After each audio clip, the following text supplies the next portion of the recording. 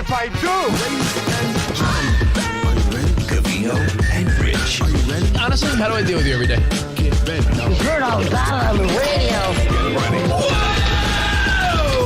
Yeah! Holy mother nugget! And holy mother meatball! I'm the smartest man alive! You're so ridiculous. What? You're such a fool. Get out of here. Oh, I'm a disc jockey. What's a disc jockey?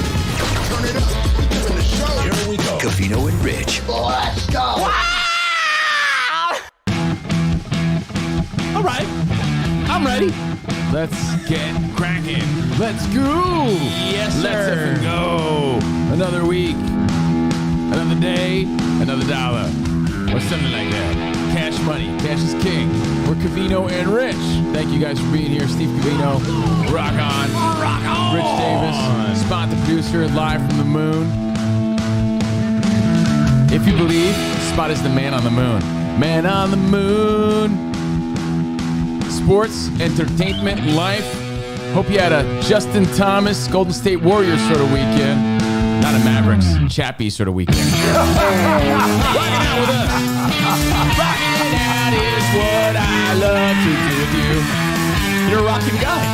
Isn't that right, Mr. Screen? But I don't have any tattoos, so nobody cares. I think people use my non-tattooed life against me. Why don't you get some fake ones? I got some unicorn ones in Emmy's room if you want. You know what? That'll work. Put some unicorn, and I think she has it's a bear and a dress. Then they'll make me You could get that full-time on lithium. Maybe even octane. Honestly, that would be a really badass tattoo. A bear and a dress. A bear in a dress. I think I want to get that. Can I get that? Yeah. Do Rock that. it on, bro. A bear in a dress with unicorn coming out of its head. Which ironically, having no tattoos makes me more unique in today's world. You know- and we're the only show probably in the nation collectively with 0 tattoos. You should get a unicorn, but instead of it's the horse body, but it has rock horns. Oh, good one. Instead of one single unicorn, it's rock horns. Rock on. Yeah, I like that. So, Yo, hope wait. you had a great weekend, guys. Like I said, a Golden State Warriors sort of weekend tonight. Miami at Boston. So lots of great sports, NBA, baseball, Yeah. golf. Hope you enjoyed everything. Your NHL playoffs. Yeah. Great weekend. Sports. Boring as fuck. Sports. Is this But sports? whatever. No, This man, sports. what does your weekend revolve around? Fucking Home Depot? Sex. No one puts the game on? Are we talking to a bunch of fucking ninny pussy boys? I don't know. I'm trying to be nice about it. I had a lot of sports. Did people not put the game on? lots of sex this Okay. weekend. Your wife's out of town. Hand sex. Jesus. I love that. And I only come back at you because every time we talk sports, people have something to say about it. It's like, well, tune into the knitting show. I don't know what to tell you. Like Knitting. And knitting. I mean, do you want us to talk about bacon cookies? Because whatever cookies? we do throughout the weekend, most people at least throw the game on, even if you're doing other things. Yeah, of course. It's a timestamp. It's what happened. Like it's a live event. Like bacon cookies with like a maple glaze on top. Bacon cookies. Bacon cookies. Now you're talking. Well, Covino is so tough because of sports. Yeah, that's it, Andrew. And Maybe you're sex. a weenie because you didn't play no, enough. I agree. Andrew is a weenie, but I don't know if that's the reason. But I mean, seriously, who says it makes you tough? It's a reference to what happened live this weekend. I agree with Covino in that I can't imagine a guy going through a weekend and not At least be aware of turning it. on a game, a fight, or something. I mean, it's just sort of like It's part of the weekend. I turned on the Mets game. I turned on the NBA Finals. I mean, don't you just even if it's for 5 minutes, you'd be like, what's going on? Let me tell you, you get used to it. I guess so. I mean, it's also just a way of sure American culture. I watched. You know, I went out and did things. I took walks. I probably walked and experienced nature more than most of you. I watched- but I still had the game on here and there. the same portion of Ready Player One twice this weekend. That doesn't sound very exciting to me. Oh, let me tell you, it's a fantastic. Well, it doesn't film. matter. My weekend boring as fuck. All right. To be Well, honest. I want to start by addressing something you said, and I have proof, and it's not in the pudding. Sorry, Spot, no pudding. You said we're the only people This without guy says I tattoos. don't turn on sports. You're the oddball. Yeah. You're the oddball. Nerd. I hate to break it to you. Yeah. No one's saying you need to be glued in front of the TV like a couch potato all day, but to not have it on or turn it on the radio or be aware of what's happening as far as live that weekend, you're the guy that's out of the loop. We're doing our I job have a keeping question. you in the loop. Do you ever turn on the news? Yeah, absolutely. So not, do I not say, so much hey, because it's man, depressing and sensationalized. but I do. But Absolutely. you're still aware of things that happen in the world, correct? I do. The same way you should be well aware of things that go in the sports world. The same way I'll know how turn I- on you know how I Fox do or that? CNN for 5 minutes just to be like, what's going on? Headline. You don't do that. You don't turn on Fox or CNN for 5 minutes. I absolutely do. I turn it on. I absolutely do. In fact, But I don't you sit know, there and you watch know where it all I see day. the news headlines the most? The You know where I see him the most? half hour I'll dedicate to cardio at the gym because for some reason my gym is a bunch of these guys probably because they don't have sports on at the gym. My gym has the news on the TV, so that's when I get to catch up on the news. And by the way, we're not even like sports maniacs. Like you guys have no clue. We're pretty normal about it. Either way, back to tattoos. Yeah. So this weekend, it was abundantly clear, generationally, the tattoo observation. I played softball on a new team this weekend, and that's a story in itself because I feel like I cheated on my my team. That is a story. But one story at a time, buddy. But I ended up playing with a new group of guys. I mean, there's so many layers to this story, but they were all younger, I think, for the most part. And I did realize one of my first observations was, man, everyone's tatted up. Like even like the nerdy white guys will have like a sleeve now. I mean, it's just been a thing for a long time now. Our generation missed it by a little bit. I mean, guys had tattoos, but it was like a 50-50 split. Now I feel like every young kid, it's like 95-5. No, I would argue it's a lot within our age range. 30s. A lot of 30 people in their 30s. That's what I'm 45. Yeah, I'm thinking like, Spot, I think like if you're like 32 or young, 33, like, I don't know, there's like a 10-year younger window than me where if you're early 30s, like 32, I feel like you have a tattoo. If you're in your 40s, maybe not so much. You know, maybe for my 5-year heartiversary, I'll finally do something on my chest around my scar. I've been thinking about it. I'm gonna get a butterfly, make the scar like the middle of the butterfly. No, I want to do something like I want to do like a phoenix. Like a phoenix around the scar. Just, Sarah has a phoenix tattoo. I know she does. So my wife and my best bud are gonna have matching tattoos. Lame. You should get a Joaquin Phoenix tattoo. Oh, that'd be great. Yeah, you should do that. Now you're talking. Or one of the Phoenix Suns. You just get Chris Paul on your left butt cheek. CP3. There you go. So I want a phoenix. I fall asleep and I wake up. I'm sorry, is that sports, Chris Paul? Who's that? I don't know. So yeah, I did notice that we just never. when I met all these new dudes. Hey, new dudes! Everyone here seems to have tattoos on their fucking necks and arms and legs and everywhere. What is going on? Why do I have no tattoos? Then I realized I got to a point where I was like, I'm not passionate enough about anything. The only thing I'm passionate about are the people in my life. Sports. The only thing I'm passionate about in my life are my friends and family. I'm not getting them tattooed on me. I love the Mets and 49ers. Sports tattoos are the lamest thing. And I love being on the radio and the lifestyle of broadcasting. What am I going to get a microphone on my chest? Yeah! So everything I'm passionate about doesn't make for a good tattoo. Would you ever do the? I always loved the Greg Barron. Was it Greg Barron? Greg Barron, comedian Greg Barron had the greatest tattoo where he took his children's like First shitty, drawing. like their first shitty drawing and had it tattooed on him. But looked like something out of a Korn album. But it looked so cool It in looked that form. Very rock star. It did. It looked cool as hell. Yeah, and I love That Taco really Bell. was. What am I going to get, a gordita crunch on my lower back? Just get a Mexican pizza tattoo. Yeah, That'd be cool. in honor. Behind the velvet rope, if you want to watch my full assessment, we go on a little joyride to go get a Mexican pizza, and I give the total review. So if you're behind the velvet rope later on today, check that out if you haven't already. Action packed. So You could get like a "This Is Us" tattoo. You love that show. I can get one I of watched- Milo Ventimiglia. I can Getting get This a. Is Gus. It's the Greek version. This is Gus. It's way better. It's not Is as that sad. that's a spinoff, right? This is the Greek one, yeah. It's on Greek television. Yeah.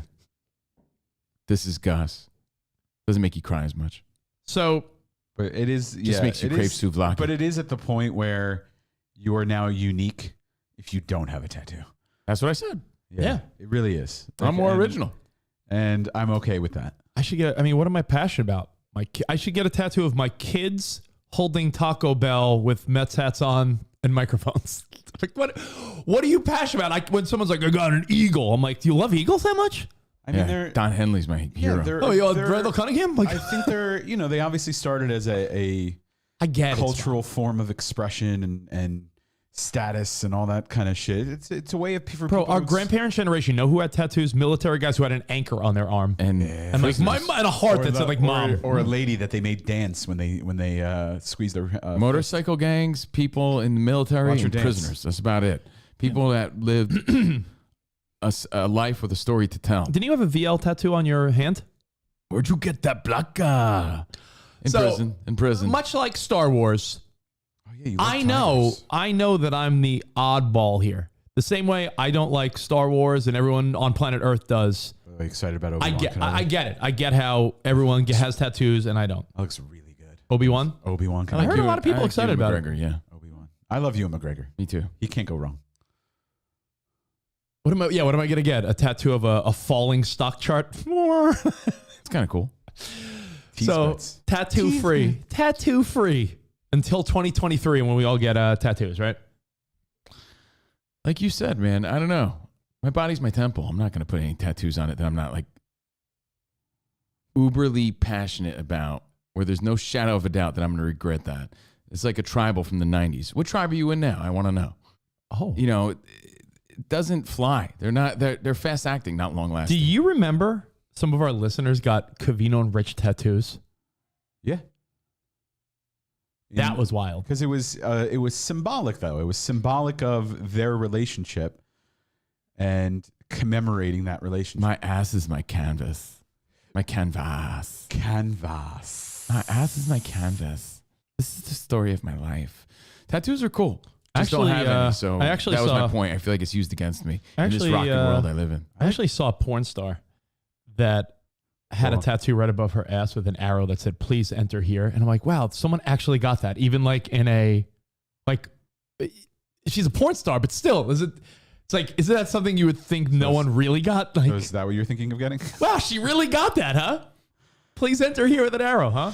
That's not just a joke. She's the one that got it. So more noticeable when you're around guys in their 30s and you noticed it at the softball Rich game. just printed out MapQuest directions in the early 2000s. Yeah. Oh, and don't get it twisted. Obviously, I'm 45, right? Let's use that as a time reference. Yeah. Of course, some of my best buds in my local hometown crew were getting tattoos, but few and far between. Not everybody. Let's say out of 20 of us, maybe half. Yeah. I'm on the other half. And I Because played I was a fancy boy. I played sports. He's a dandy. Sports, sports, by the way, sports. I played sports. Is this sports? No, I played sports with a lot of like tough Guido guys. But and now, I'm Rich, you're telling right. you, Like everybody. I'm telling you, if they were 18, 17-year-old guys now, I promise you it would be different. Because I think of all like the tough Guido roughnecks that I played sports with, the tough kids in my hometown, none of them were really tatted up. They were like, they have their gold chains. They're like, hey, like very. I mean, let's be clear on this. Yeah. A tattoo does not mean you're tough by any means. No, but nowadays. I'm saying like Doesn't back mean then this guy there was was in no the you know. joint.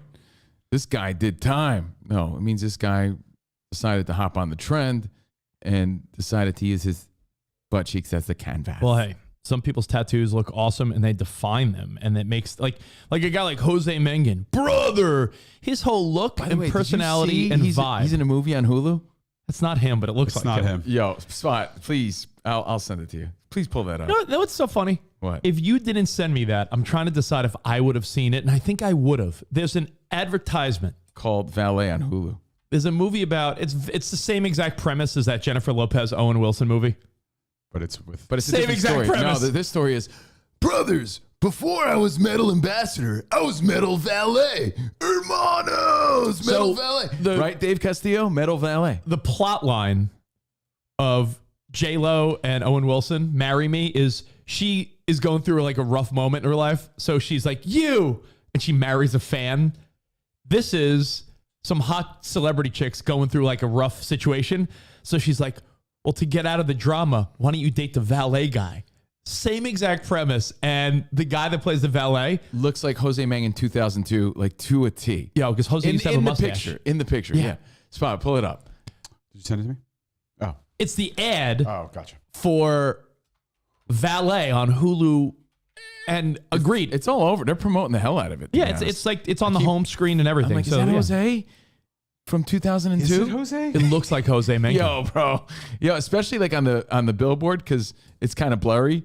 You know, it's not as crystal clear. Like that's Jose 2002. Like that's his face. Oh my God. Spot, cover This the is eyebrows. Cover his the mustache. Cover the mustache. What do you mean? with- He had I know, a mustache. I know, but for people that don't know Jose with a mustache, just cover the mustache That's why I spot said with like Jose the mouse. 2002. And like even just the eyes, nose, the brow. Jose like, had a mustache. That No. is when I met Jose, he had a mustache for years. That's Jose. Before metal ambassador, I was metal valet. Brother. Gushers. Anyway, yeah, he's all tatted up. I have a problem with valets. Preston reminded us on the feedback. Do you remember when? Yeah, but he's also a maniac. So you have to be a level of maniac to be covered in tattoos. Don't you remember the valet that farted in my car? Yeah. I'll never forget that. Metal valet at your service, brother. Farting people's cars, brother. But yeah, no, I noticed that. Hey, it's a generational thing, and again, much like wardrobe, much like honestly, the mustache might have thrown you off because we know Jose because we met Jose when he actually had a mustache. But take away that mustache, It's fucking Jose. and it looks exactly like Jose Mencken. I mean, Metal valet at your service, brother.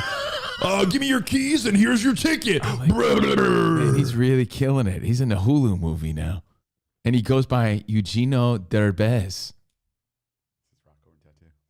In real life, he looks nothing like him. But in that picture, it looks exactly like him. Brother. So, Oh, I'm sorry. tattoos. Tattoos.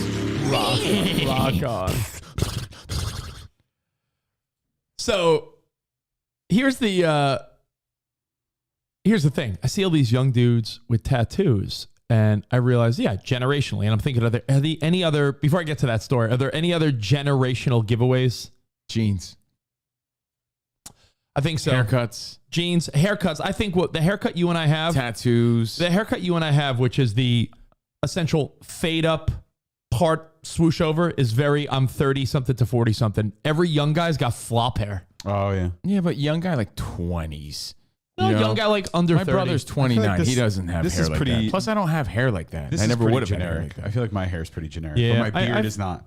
My Well, beard ages me. You're also Mexican and Italian. I'm saying a lot of young white guys. Yeah. If I was a 20-year-old right now, I'd probably have flop hair. Do you have flop ability? I don't have flop ability ever. I don't have flop ability. In my pants or on my head. Like Rich, you have mullet ability because we've seen. I do it. have mullet ability. But you don't. I don't think you have flop ability. I have flop ability. I had a mushroom haircut for a minute. My brother's a good gauge for me because he's 29 and we kind of have the same hair. Rashawn brings up a good one. Shoes.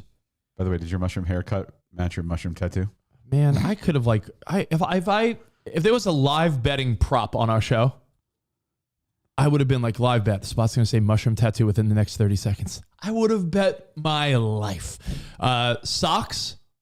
Yeah, like the Logan Paul flop, Alejandro. very- Yeah, I feel like very every young white guy dude, thing. every young white dude, honestly, I see it because I live down the block from a school, and I always go to the gym around the time school's letting out, and I have to fight the pickup traffic, which by the way is a hassle.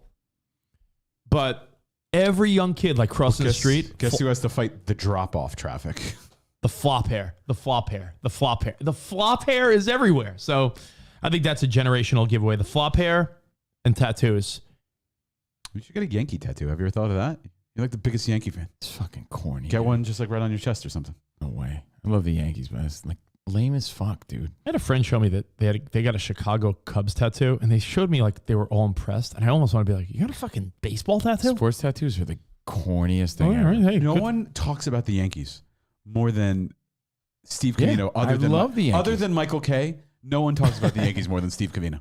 By the way, he's a great story, and I don't want to get off track, but you know he's from the Bronx. Like, imagine that. A kid from the Bronx loving the Yankees saying, one day, I'm going to be the voice. It's as close to a kid playing for the Yankees that grew up in the Bronx. sort of crazy. It's like how Gary Cohen grew up a Mets fan. It's typical. These guys It's follow, not. It's a beautiful dream that's unspoken of. Yeah. You know, that's a great story. Types of earrings is another giveaway of age. Thank you for that one, Rashawn. You're right, because if it's like some type of dangly thing, either Lawrence Taylor back in the day or young kids now are rocking that style again. So if you're wearing like some type of diamond or onyx stud, isn't that sort of dating you to a generation? I think so, at least. Stud. So you tell me, buddy boy, am I cheating on my softball team or not? So Is this another Jonas Brothers story? no, last night there was a Joe Bro story about softball. Tune in. Fox Sports Radio podcast. Links on our social. So I started playing, Saturday mornings, just like pick up softball. It's fun. Like there's no umpire. They don't pay an umpire. Like we self umpire on Saturdays. It's just sort of like a fun pickup game. Guys come and go. Like, hey, if you can't make it, you can't make it type of thing. It's not very official. But some of the guys I play softball with on Tuesdays, I was talking about how they're like, yo, what's the competition like when you were playing in New York versus LA? It's like, are the guys playing softball better or worse? I'm like, same level. It's just a matter of in New York and New Jersey, everyone played either modified, which is where you just sort of throw it underhand regular, or fast pitch. I played fast pitch in Brooklyn where guys really whip the ball in. I like that better than all this nonsense that I play out here, which is super unlimited high arc. Like, I would say just based on geography, that people on the West Coast are going to be better than people on the East Coast. I mean, just stats are in the drafts. Most draft picks are from Texas and West Coast because they're playing year round. yeah, that's the one thing I do love. I love playing softball out here because it doesn't stop. So wouldn't you think that their game is tighter than someone? I would say guy it from is. Brooklyn. Like I would say the guys I play with now would whoop the guys I played with in like Hoboken. Yeah, I'm just giving a general because when I would play softball in Hoboken, what was like 3 months a year where it's like, all right, 10 games, 3 months, and then see you next year. Cold weather. Kids on the West Coast always had an advantage because they played year round versus me growing up in New Jersey who played once a year.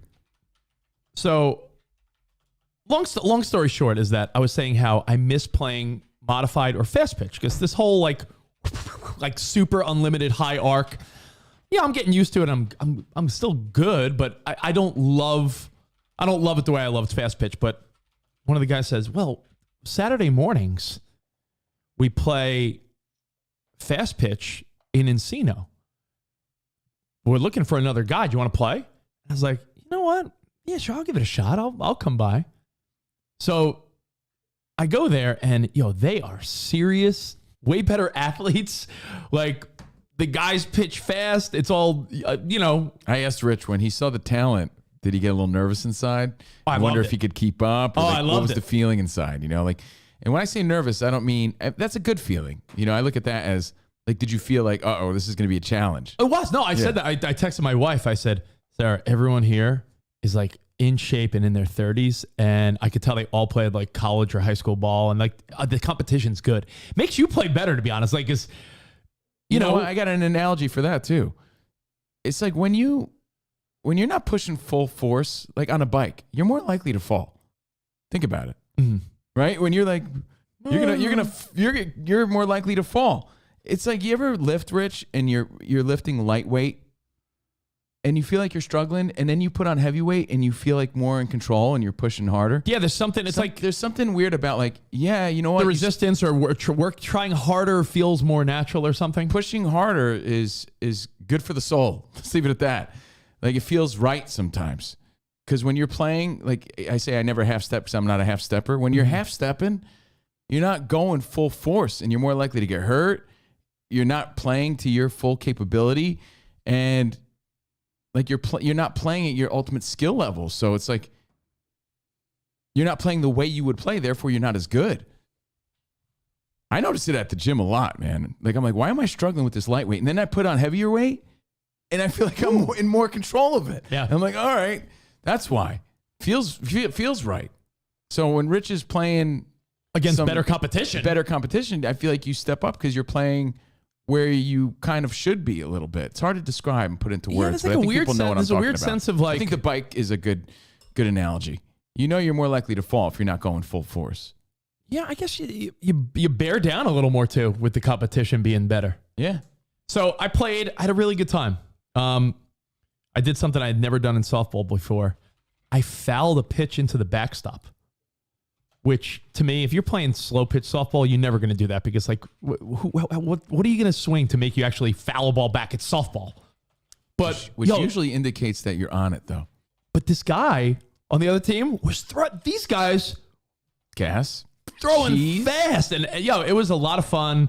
I did well in my first game, but now I saw the guys I play with, and they're like, yo, where were you Saturday? And that's where my dilemma is. I mean, you just bailed on your original team without any sort of warning. Like, every week there's a text that goes out, a group text like, yo, who's in this week? And half the people in, out, in, Yeah, out. but they rely on you, right? Because you're one of the better guys. But now I'm thinking, what do I do? Do I play in the more competitive, like, yo, I was really vibing this new league? Or do I play with, like, the guys that are just chilling, playing slow pitch and, like, goofing off? Well, it's a matter of, do I want to play in this league for fun?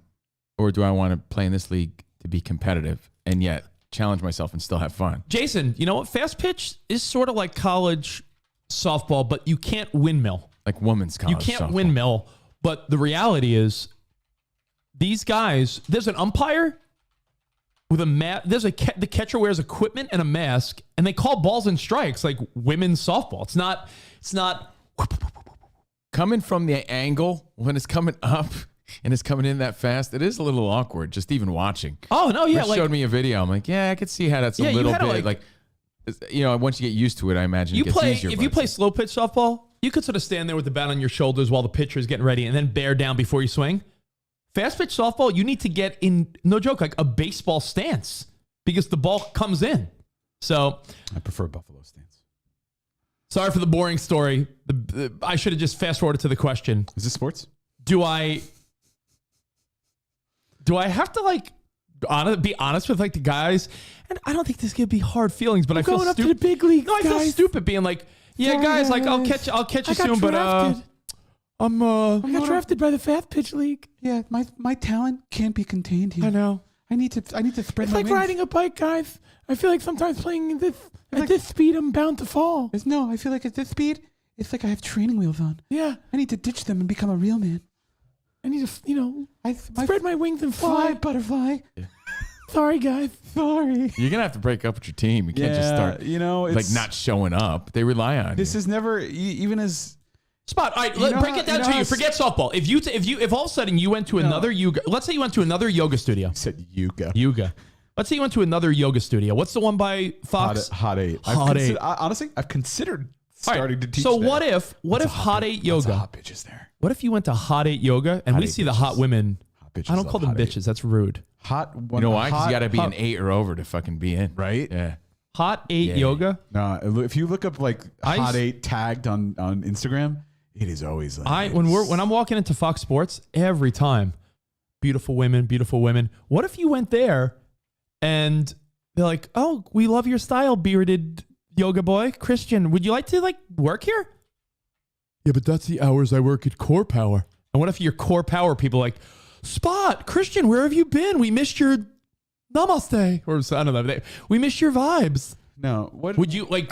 What do you say? Sorry. this is reminiscent to me. You know how when you're growing up and you're finding your way in life? Yeah, I mean, I'm a grown man. I'm not finding my way. I'm deciding. No, I'm I deciding thi- I if think I'm this- ditching my buddies to play for a new I softball think league. this happens at any age. I think it's you are in a group of friends and then you meet someone and then you see that person seems cooler to you and then you're like, well, I want to be in the cool group of friends. And then you like kind of have to either wean off or you just have to pull the fade on your current group. And it's a very awkward feeling. And that's what's going on now. You've outgrown your friends. You've outgrown your as friends. an adult. You're It's sick of- like when I want to hang out with my band friends anymore. Right, you're sick as of- a kid. you're sick of because I want hanging- because all they talked about was trumpet. You're sick of hanging in Frankie's basement. You want to go to the car hop with the cool Right. kids and have burgers and Kind of. milkshakes. But you know what? I gotta On a say I Friday commend you night. for taking on the physical challenge. Right? Like Rich was like, I don't know. Let me see. If it's for me. I give him credit for that, and he liked it. But yeah, now you're in a weird like junior high sort of scenario. yeah, I'm not the better offer type of guy. It's just the guy's like, "Hey, why don't you play Saturday?" And I'm like, Well, who said that? You should try and get in Nick Jonas's league. I got called up to the big leagues, guys. No, and You can get your own sweet uniform. You can hang and with by the way, hang with Priyanka Chopra. there's speculation. Does Rich think they care at all? I mean, I'm on the team. I play the team that I did not go to. I'm there every week, and when I do go, Are you their best player?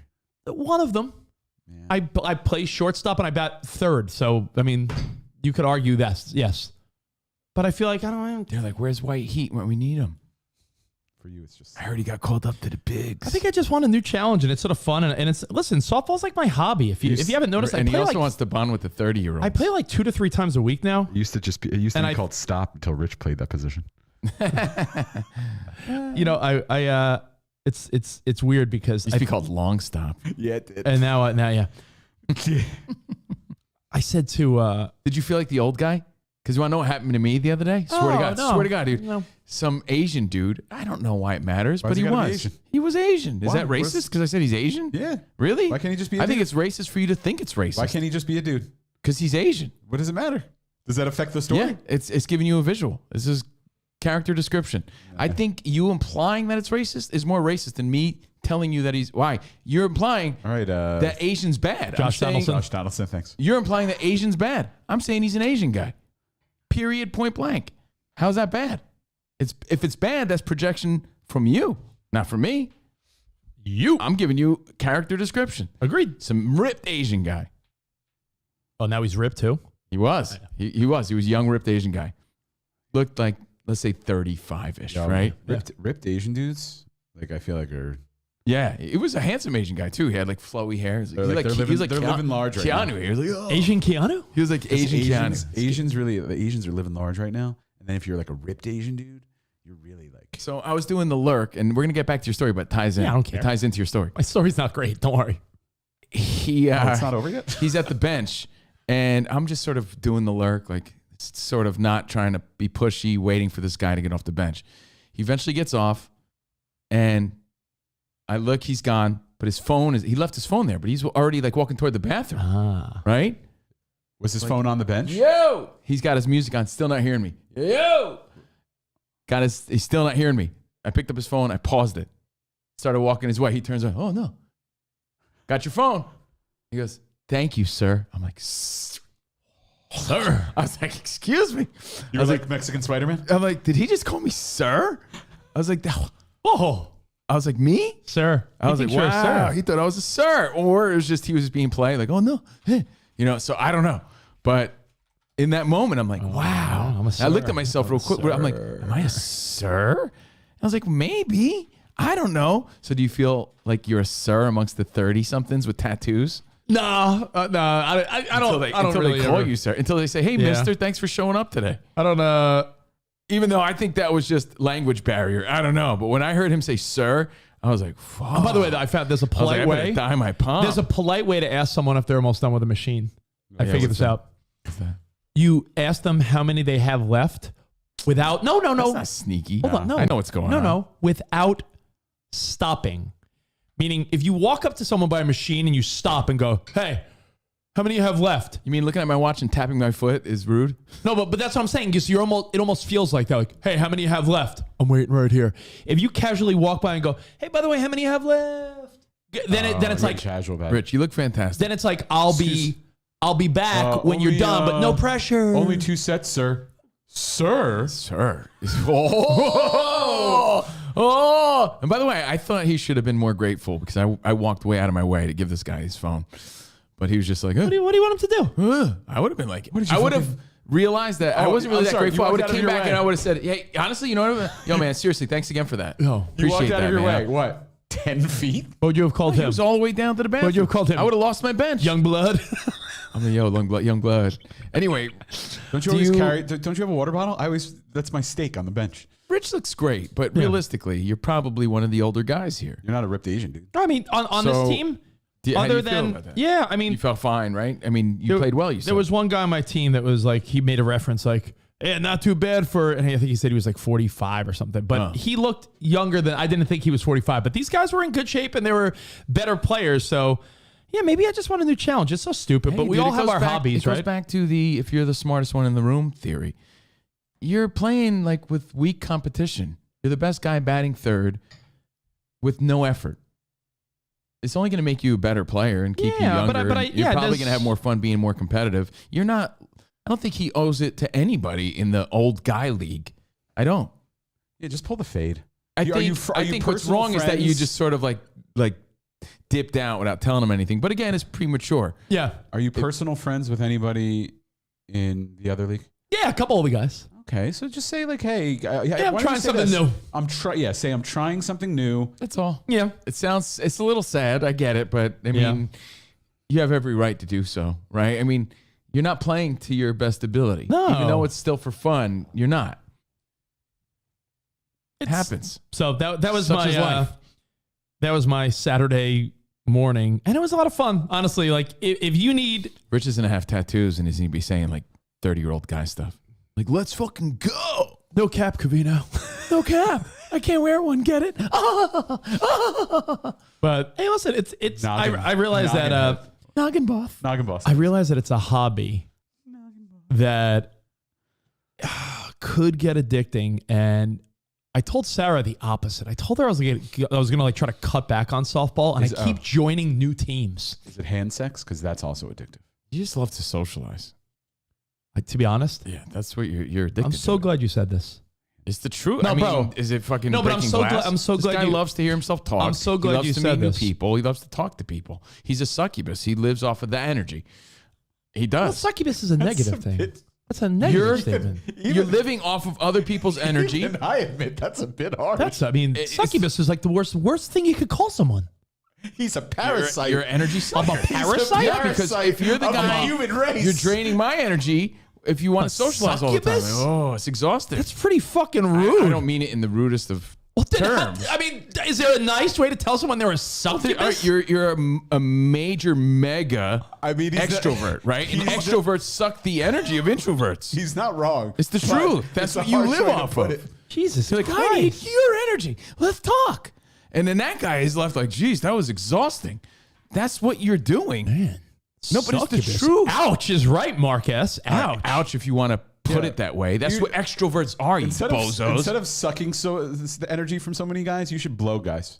Blow your energy. Extroverts Blow. live off the energy Your of other energy. people. Blow your That's energy. what it is. I'm sorry if you guys are idiots. That's what it is. No, a succubus is not a nice term. It's not. I'm not saying it's a nice term. So Let's see what Merriam and Webster have to say. I didn't about it. mean for Yeah. it to be in a bad way, Suck. but it's the It's a truth. demon. He's an energy vampire. It's a demon He's in an energy folklore vampire. that appears. Rich is an energy vampire.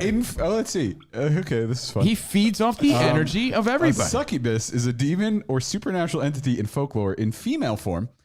Perfect. That appears in dreams to seduce men, usually through sexual activity. Man, I really am a succubus. Okay, look up energy vampire because that's the way I was using the term succubus. Oh, the male counterpart to the succubus is the incubus. So he's the incubus. the incubus. What's up, Brandon Boyd? Energy sucker.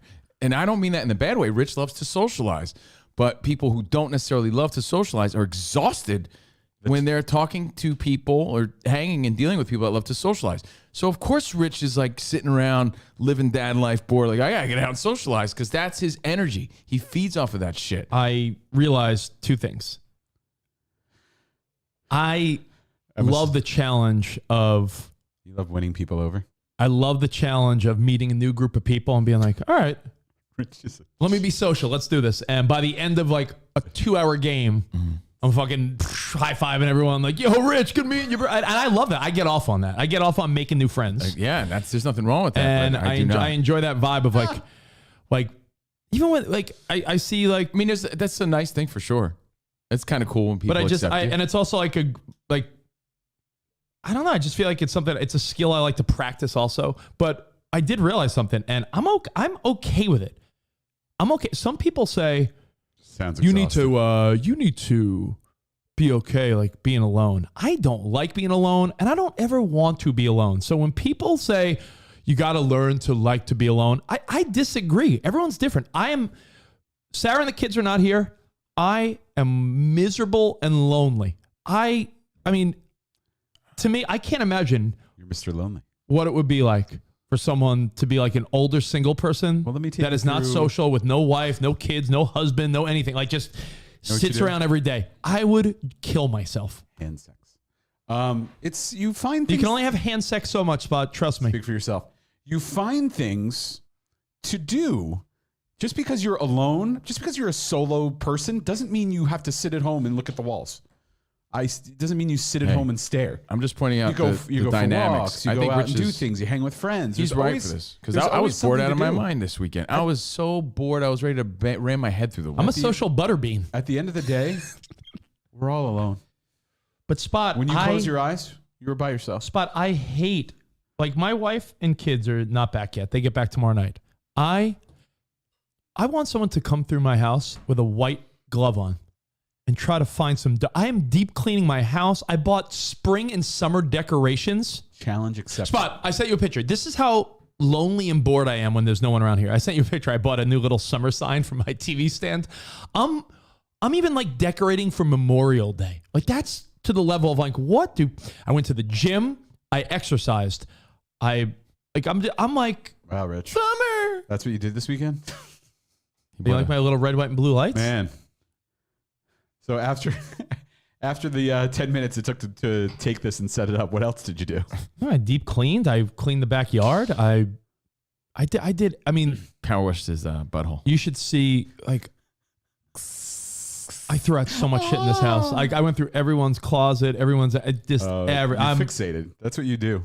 But I can't. We've seen this before. You fixate. Yeah, but I'm saying like when people are alone, there's all right. Anyone that's alone that doesn't have a wife, a boyfriend, a girlfriend, a spouse, a kid, pets, and if you don't have any of this stuff, you should be ripped like John Bastow. Because what do you do with your time? Other than work and go home. When I'm telling you, my house is spotless. I went to the gym every day. I played softball twice. I watched TV. I watched games. I went around the neighborhood. I caught up with friends and family on the phone. Like when you're alone, you realize how busy you are when you're not. What? People are waiting for your live, laugh, love sign to go up. Oh, above the pool. Yeah. No, I don't like signs that tell me what the room is. I already know, like Laundry. like lunch in the kitchen. I don't need an eat sign. I know what to do there. Bon appetit. Bon appetit. No, bon appetit sign. That's a good sign. Hey, speaking of socializing, I have something I want to share. Do you understand though? This is your personality, and much like how only 59% of people watch sports on the weekend, you are an exception to the norm. People are asking. I know this. People know how to exist by themselves. When Jen says, "Do you rest?" What does that mean? Yeah, yes, at night I sleep. From another anonymous What do you do? listener says, "Does Rich know how to just stop and relax?" You need to meditate. He doesn't. You need to learn the art of.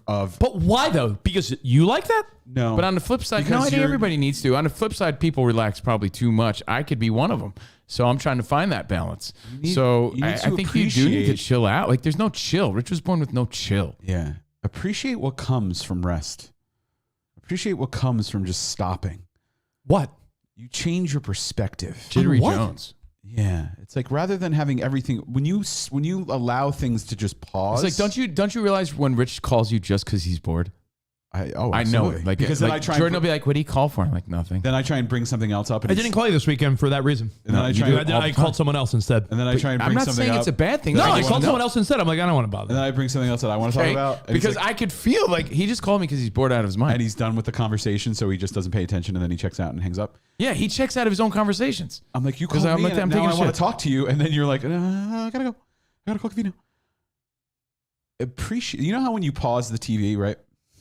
I think you. Here's my all right, you analogy. think I'm too into? You think I'm too active? Here's my analogy. I think you know are how the when opposite. You know, that's fine. You know how when you put You can rest when you're dead, bro. I agree. did That's why you die. got to find the balance. But And now chilling I've- is fun and sometimes. now I appreciate myself and my private time, and I've learned to live with that. Get it. You need to learn. You need to do that and set boundaries in your life. But why do I have to learn to want to be alone? I don't like being alone. I like being around my wife. I like being around my kids. saying I you like have being to with learn friends. to be I like alone. going to the gym. I like taking a walk. have I to like playing learn- softball. I like going to the mall and walking around the food court and getting a coffee and seeing people. These moments are so It few. is who and you like- are. and Like just Rich. sitting around my house by myself. Well, I was by myself. Know what I did? I said Alexa, and I put on a couple playlists. This And you know what I did? I cleaned and I watched all the David Letterman, my next guest. And I felt like this is such a rarity for you, though, that you should appreciate just sitting there. You should sit and stare at the wall for 4 days straight. I would. Staring at the wall for 4 days straight, you'd want to do that. You have constant stimulation in your life. You need to feel the opposite. Can I get to my analogy? You know how when you're watching something on TV and you pause it, right? Until you pause it, you don't get to experience the beauty of the Amazon screensaver that shows you different parts of the world, and you see this and that. You know why? Because you hit pause. You know who I love? To stop. I love Joey Primo. You know Joey Primo? Our listener? Yes, of course. Oh, I love Joey Primo. I was thinking of Louis Primo. What did he say? Joey Primo goes, I'm with Rich too. Nobody dies thinking, man, I wish I spent more time with myself. Like, I enjoy the company of others, and I'm very reliant on it, and I'm okay with it. Someone like Spot, Joe living the dad life? Yeah, but how often? Yeah, he is. He's already, right? Yeah. Congratulations, buddy. How often do you take time for yourself? Spot. You know what this tells me? My time for myself. Actually, let me be very clear what I'm saying. I wish you had some chill, but I completely understand that's not who you are. So therefore, I'm just saying I wish you could chill a little bit. But I know that's not who you are, and that's Spot's fine. Spot's trying to saying instruct something me. different. Yeah. Spot's trying to instruct me to do things that are not in my personality or things I have any interest in doing. The whole idea of like, learn to be by yourself. No thanks. My dad's like this. I get this from my dad. My dad wants to be around his buddies, having laughs. He wants to be with his wife, traveling. He wants to listen to our show. He wants to go take a walk. Like feel connected. Some people have a family, and you have kids, and one day was nice. I'm on like day 4. I'm saying like you should learn to. If you're unable to exist outside of that, when it's forced upon you, like Andrew Hart said, this is forced upon you. You didn't choose this. This was forced upon you. If you can't appreciate that, then you need to reevaluate how you exist. Yeah, but don't you see on the flip side? He's I don't saying get what do you do with all your hours? What do you do with your hours of the day? So he's saying that's fucking miserable. So there is a middle ground. I think what you do is misery. The same way you think what I do is like crazy. Exhausting. Yeah. What? Go for walks, go to the gym, teach or take yoga. Yeah, but there's times where you like, I sat around all day and like you just like to chill. I watch Ready Player One, have hand sex. Everyone's different. Cook. I do things that are simple. I don't want, I was thinking about signing up to drive Uber the other day. I was that bored. I was like, what can I do for the next couple hours? Hey, maybe I'll drive someone to the airport. I felt that way this weekend. I'm not going to lie. It's like, what can I possibly do? I'm like, Jordan, you want to go for a walk? She's like, no. I'm like, oh, I'm so fucking bored. There's only so much Pawn Stars I could watch. But I've already seen this American Pickers episode. I know they got the Aerosmith van. I get to it. everyone that has different personality types, I think it's infuriating. If you have a problem, right? If you have self-destructive behavior or you have a bad habit, that's one thing where someone could be like, I think you should really change your life. Telling someone to change their personality type is different than trying to get someone to get rid of a bad trait. Like, Covino, if you were like a heavy drinker, it's just different personality. I'd be like, Covino, maybe you want to not drink so much booze. Go to AA. Yeah, but I'm so bored. So, Rich, I have a social. You're the socializing king. So let me ask you. So when I tell you it was a productive weekend, my house is. It was spotless till this morning. I have two rooms left in the house, but everything else has been like deep clean for the most part. And then today I do all the floors, so I'm excited. That gives me joy. If you're that excited, you can come over to my house when you're done. Do floors, yeah. Honestly, you got that power one. You want to come in?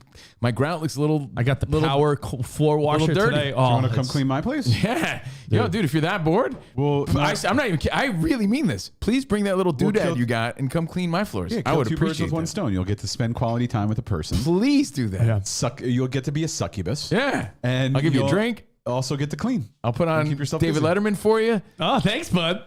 I'll even give you a little apron to wear. Just an apron. Nice. All right. Well, I got speaking of socializing. That was my being weekend. A social butterfly. How'd you do in the league? You went 1 for 3, right? Or I went 1 for 2 with a walk. Made some new friends. Made some new pals. Don't you have a new young guy handshake now that you're working on? Oh yeah. No. The jellyfish. The jellyfish. Jumping jellyfish, guys. Bring it in. No, it's gotta be so. Then Rich goes like this. I play Then on Rich swims away. I play on another team Hold on, let me show you this. I'm curious what you would do. I play on another team, and Yeah, wait till one of those guys call you Mister, and you're like, "Who the fuck are you talking to?" It had to be a slip because I look relatively young for my age. I had to be a guy that he maybe he was caught up by my like amazing pompadour, and he's like, "Oh my god, thank you, Mister Sir, Mr. Sir." He almost called me God, guy, sir. Spot. I'm going to say he's got the hair of the gods, guy, sir. I Thank you, play sir. on Tuesday nights, and our team is Cobra Kai, and they're getting new jerseys. What should I get my name on the jersey? What name would you do? Just Covino? Yeah, nothing cooler than that. Spot? Richie Rich. Dicky Do? The White Flame. La Flama Blanca? La Flama Blanca. Yeah, they just sent me the order form, and he goes, "What number and name do you want on the jersey?" And I'm like, "Ooh, Yeah. yeah." Look pretty at dope. those bad boys. That's pretty dope. The jersey that looks like a gi. It's cool. See No Mercy on the front. Yeah. Why You should say Taekwondo dork. See? Now that's why I asked you. Taekwondo dork. Come on. Taekwondo don't. All right, so anyway. Yeah, quick. Make it the succubus. Kung Fu. Kung Fu. Kung Fu. FOO. So that's a cool jersey. I like it. So Speaking of socializing, there's so much going on there that you have to sort of read between the lines. Rich is bored. He basically just described his personality type. And I'm not that way, but I get it. classic. Spot is Davis. basically saying, yeah, I don't get it at all. And you should be probably somewhere in the middle. Yeah, I'm not. But it's hard to be something you're not, obviously. right? Let's- So, but when you're not that way, it's like, yo, man, don't you chill out ever? It's hard to And get his someone answer to is like, no. It's hard to get someone to watch a show that they don't necessarily want to watch. Now you're telling someone to change your personality? Yeah, it just is. Like Spot Really. won't watch Winning Time, no matter how many times you tell him. Yeah. I don't- Why are I you don't so get it. obsessed with me watching Winning Time? Because you've watched everything but. No, I haven't. Maybe when you watch Demolition Man, he'll watch Winning I Time. watched Demolition Why are you Man. No, you didn't. so You didn't obsessed with finish me it. watching Winning Time. Because it was great. That's great. Wonderful. It's fantastic. So Why won't you watch This Is Us? this is Gus, because I'm already on a different He watches season. the Greek version. I Tell watched me, the Greek why version. won't you watch This Is Us? Because you know why? Because if I want to cry about life, I'll think about my own. Okay, so you have a reason. And I'll mourn my Dita, which I probably never did. I don't need to fucking worry about Mandy Moore's fifth life. Ooh, should I put Stingray on my Cobra Kai jersey? I thought about that, but he's the big fat guy. Yeah, Where's that's the true. connection? Yeah, that's not. All right. So speaking of socializing, the people are different. The whole last 54 minutes, people are different. And Yeah. you sort of got a great insight of what Rich is all about when he gets stir crazy.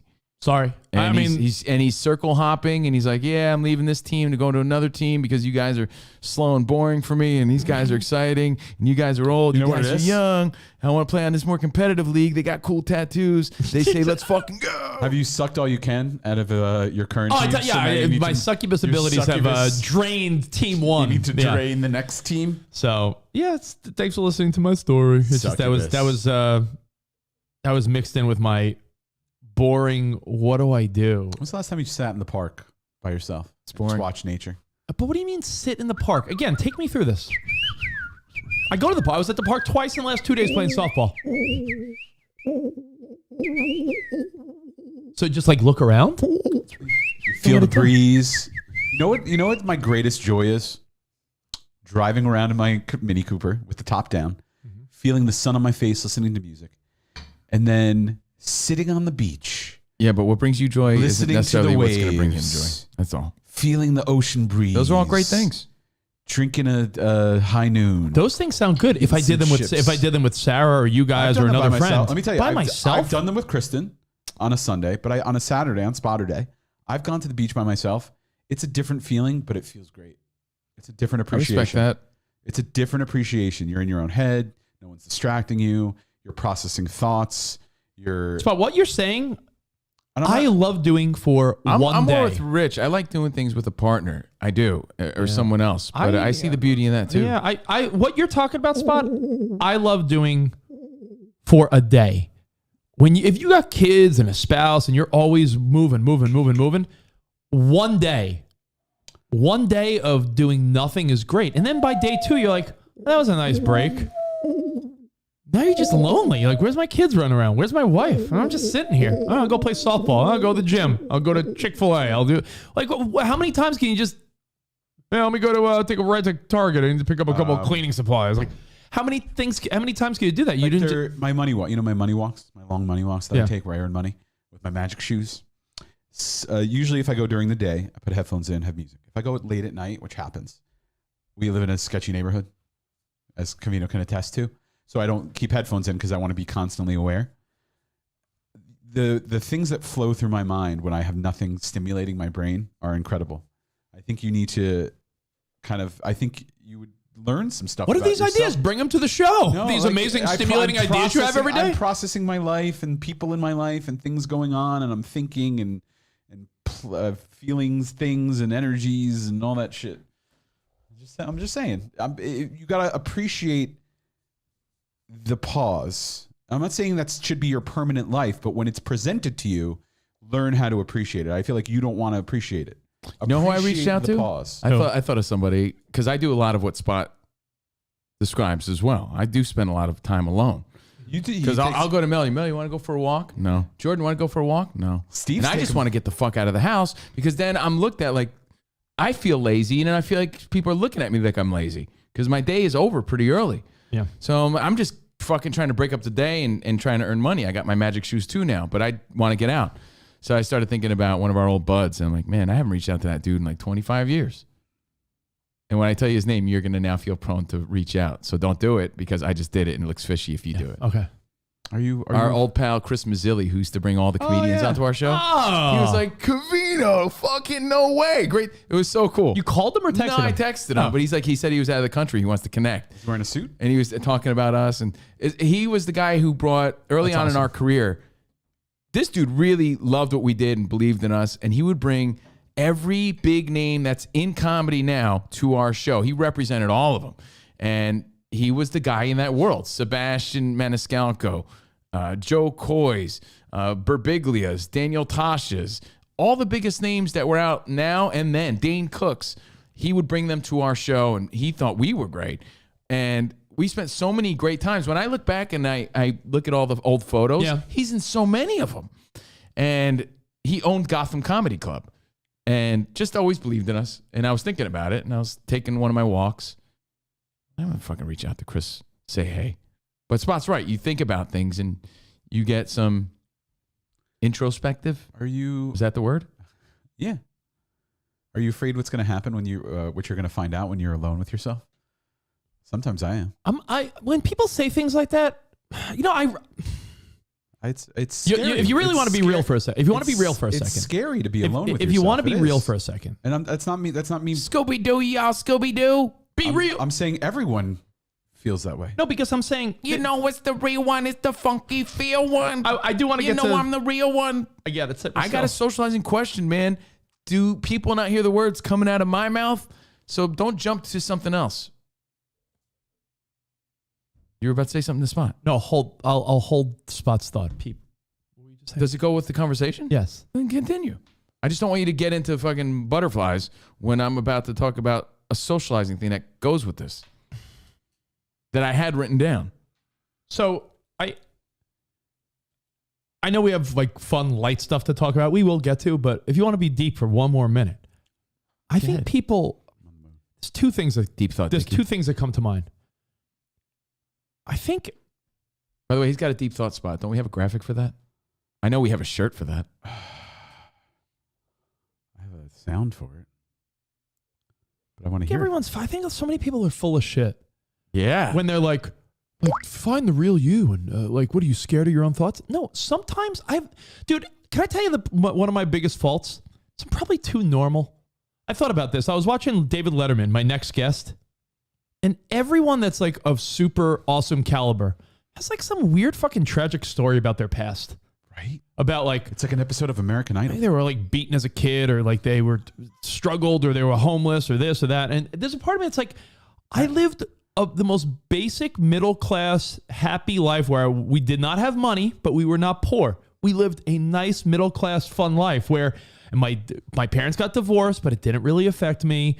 My dad's a good dude. Yeah, but my you're mom, more peculiar than you think you are. Yeah, you are. Like you're not a peculiar what? self-aware. Because I'm like over the top friendly guy. If you No, you're you very, gotta like- acknowledge, like even I acknowledge that I am normal, but I have a lot of quirks. You, Steve, you have a lot of quirks. Yeah, but I acknowledge them all the Rich, you have time. a lot of quirks. You have to acknowledge it. We all have our own quirks. You're like a real That high other energy people- guy. If people don't know you, people are like, is this guy on speed or something?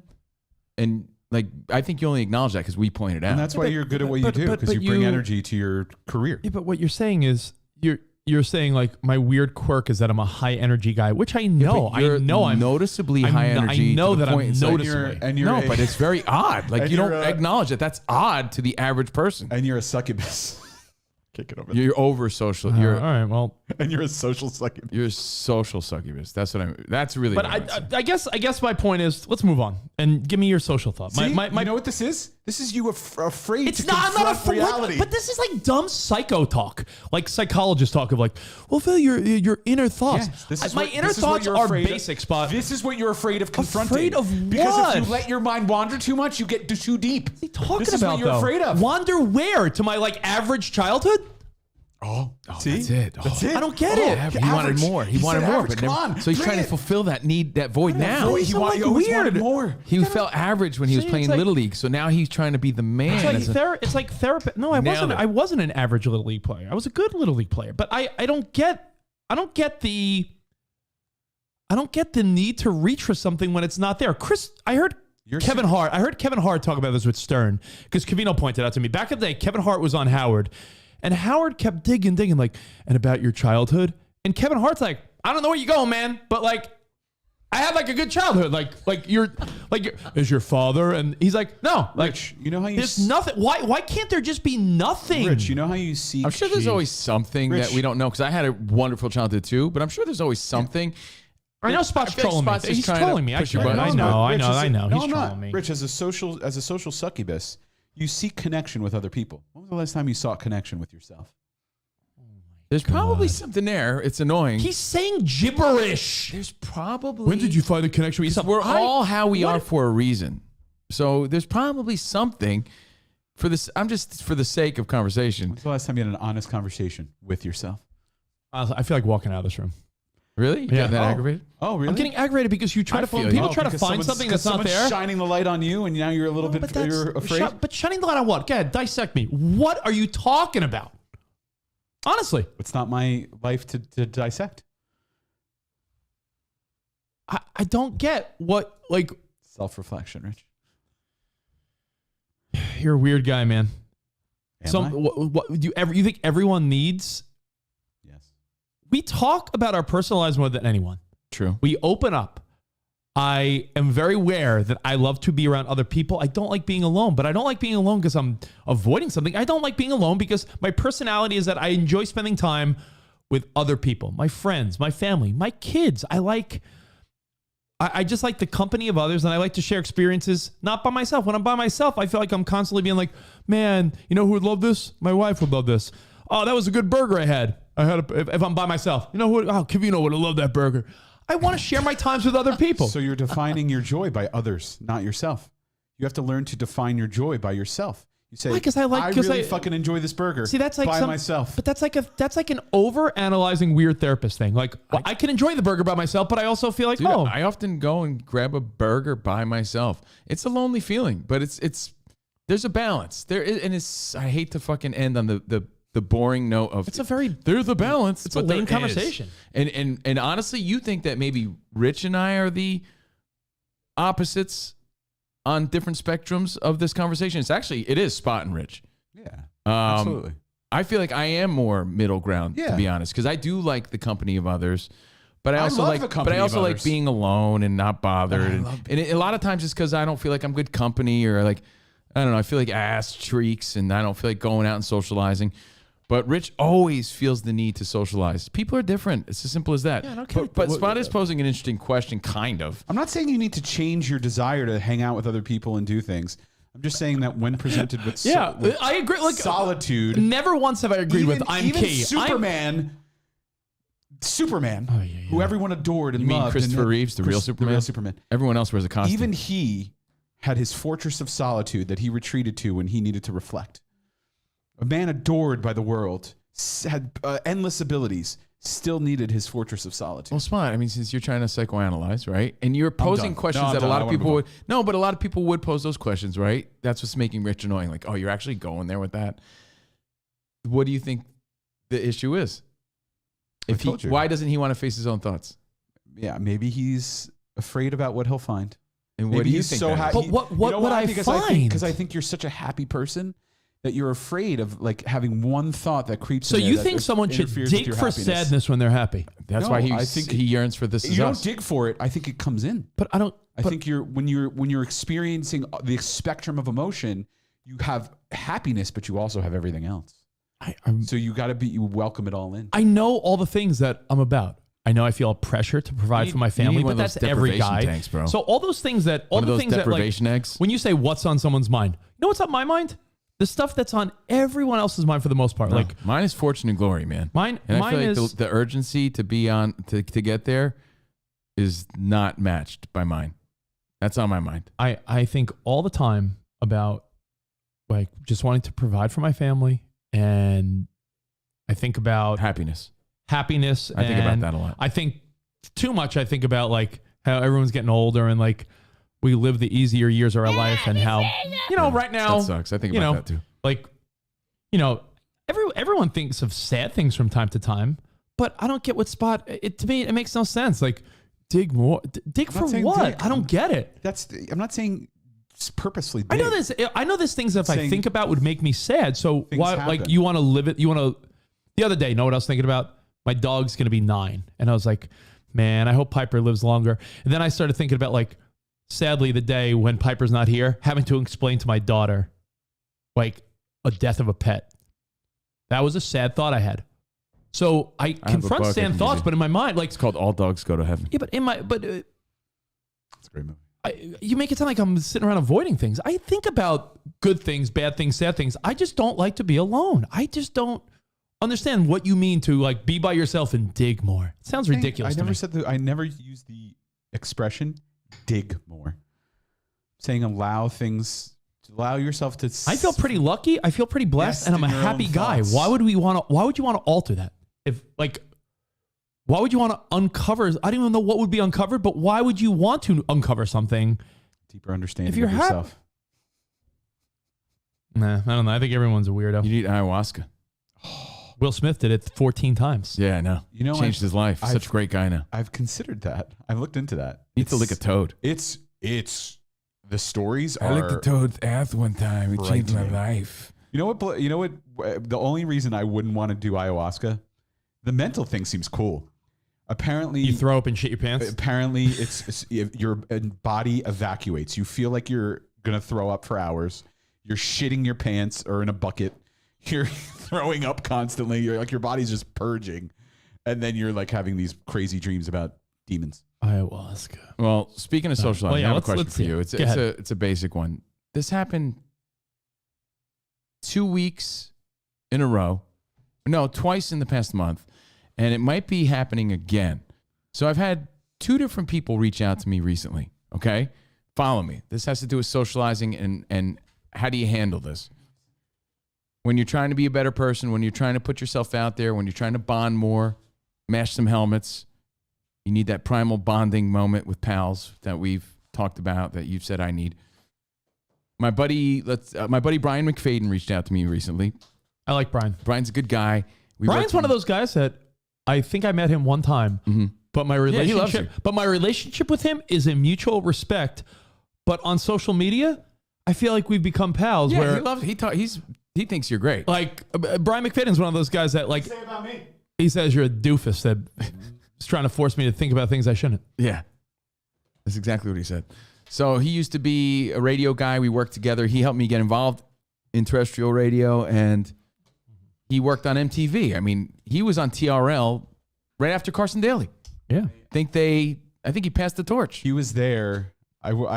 When I was an intern at MTV, he was there because I used to see him around the halls a lot. But we've kept in touch for years, you know, and he's very proud of what I've done in my career. But, you know, he definitely lived his primo days in those MTV days. Joey Primo? Still a handsome dude. And we keep in touch. And he said, yo, I'm going to be heading out to California this weekend if you're around. I was like, yeah, man, hit me up. Let me know. This past weekend?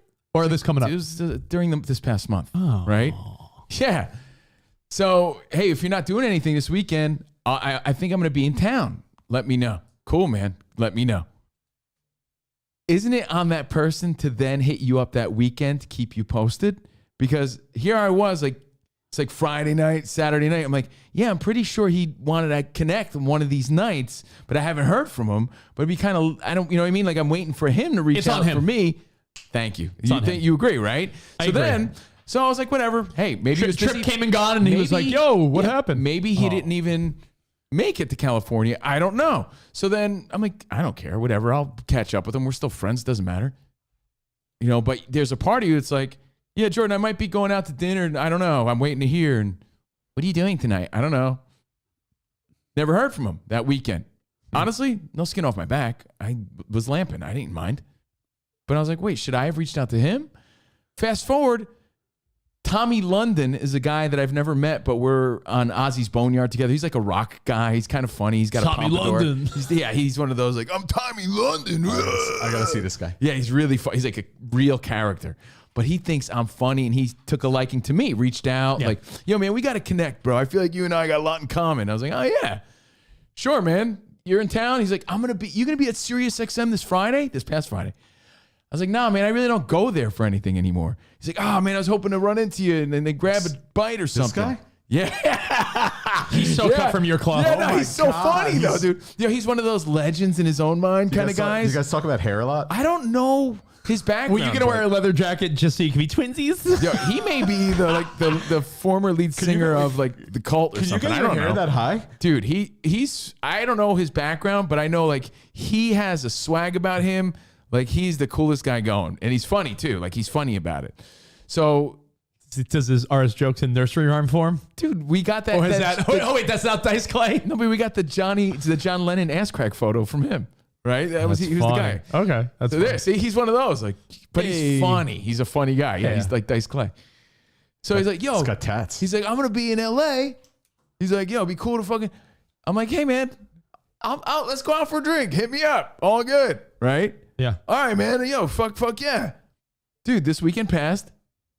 Jordan's like, are we getting something to eat? I'm like, I don't know. I got this buddy who said he's in town. He wanted to connect. I don't know. Didn't hear from him again. So I actually said to Jordan, I was like, Jordan, if someone tells you they're coming to town, it's on them to reach out to you, right? I mean, they're the ones with the agenda, the schedule, the meetings, the busy fucking people to connect with. It's not, they may have other friends to connect with. If I'm not part of that plan, I'm not insulted. I'm cool with that. But it's on them. It's not up to me to be like, Agreed. hey, so I'm going to back you up. It's on them. But if, all right, let's just say, I have an example. let's say this coming weekend. well, here's another one. So fast forward again. I wait for things to add up before I present them to the table. So my direct rock boss at Sirius XM, direct rock boss, is a guy from DC that I never met. Part of the reason why I think I don't get the love that I think I deserve. You have no real I don't have a relationship. real relationship with this guy because I never even met him in person. You need to be a social succubus. So this guy reaches out. Well, actually, I sent an email saying, yo, what gives? I'm the guy. Aaron Judge don't play the bench. What's up? I didn't say it like that, but you get the idea. It kind of did. And he goes, Probably hey, uses man, exact I words. get it. You're the guy. Thanks for everything. You kick ass. Hey, I'm going to be in town to see Def Leppard this week. And I'm like, please don't ask me to go. Please don't ask me to go. I don't like Def Leppard. I don't hate him, but it's not my shit. He goes, I'm going to be around. I have some meetings and stuff. Maybe we could connect. Dude, let's have a lunch, man. It'd be cool to finally meet you. Let's do it. So I'm faced with this dilemma again. If this guy's in town again, isn't it on him, or are there times where you're taking a little more initiative? I think in this case, because of your situation, I think you should take initiative. Hey, man, you in town? Well, look at it this way. It sounds like a little too I think aggressive. I think a friend. Yeah. I think a friend, if it's like a, Brian McFadden or the dude with the tattoos, Tommy London. Yeah, man. He's a funny guy, that guy. If you're the one visiting, I think, hey, I'm in town, text is step one. However, let's say one of my buds, let's say Nico or someone's like, hey, I'm going to be in LA for work this week. probably at some point a text to him like, yo, man, you in town? Wouldn't hurt. I still think I am assuming that it's on them. They'd be like, yo, I'm in town. Agreed, but I feel like I don't think there's any harm in you giving. There's no harm. But I don't think you need to be aggressive like, yo, when are we hanging? You're in town, right? But I think a simple, hey, yo, you in town, bro? Question mark. I think that's fine. Anyway, the social dynamics, the steps that are taken. I had a moment. I said, Jordan, it's on them, right?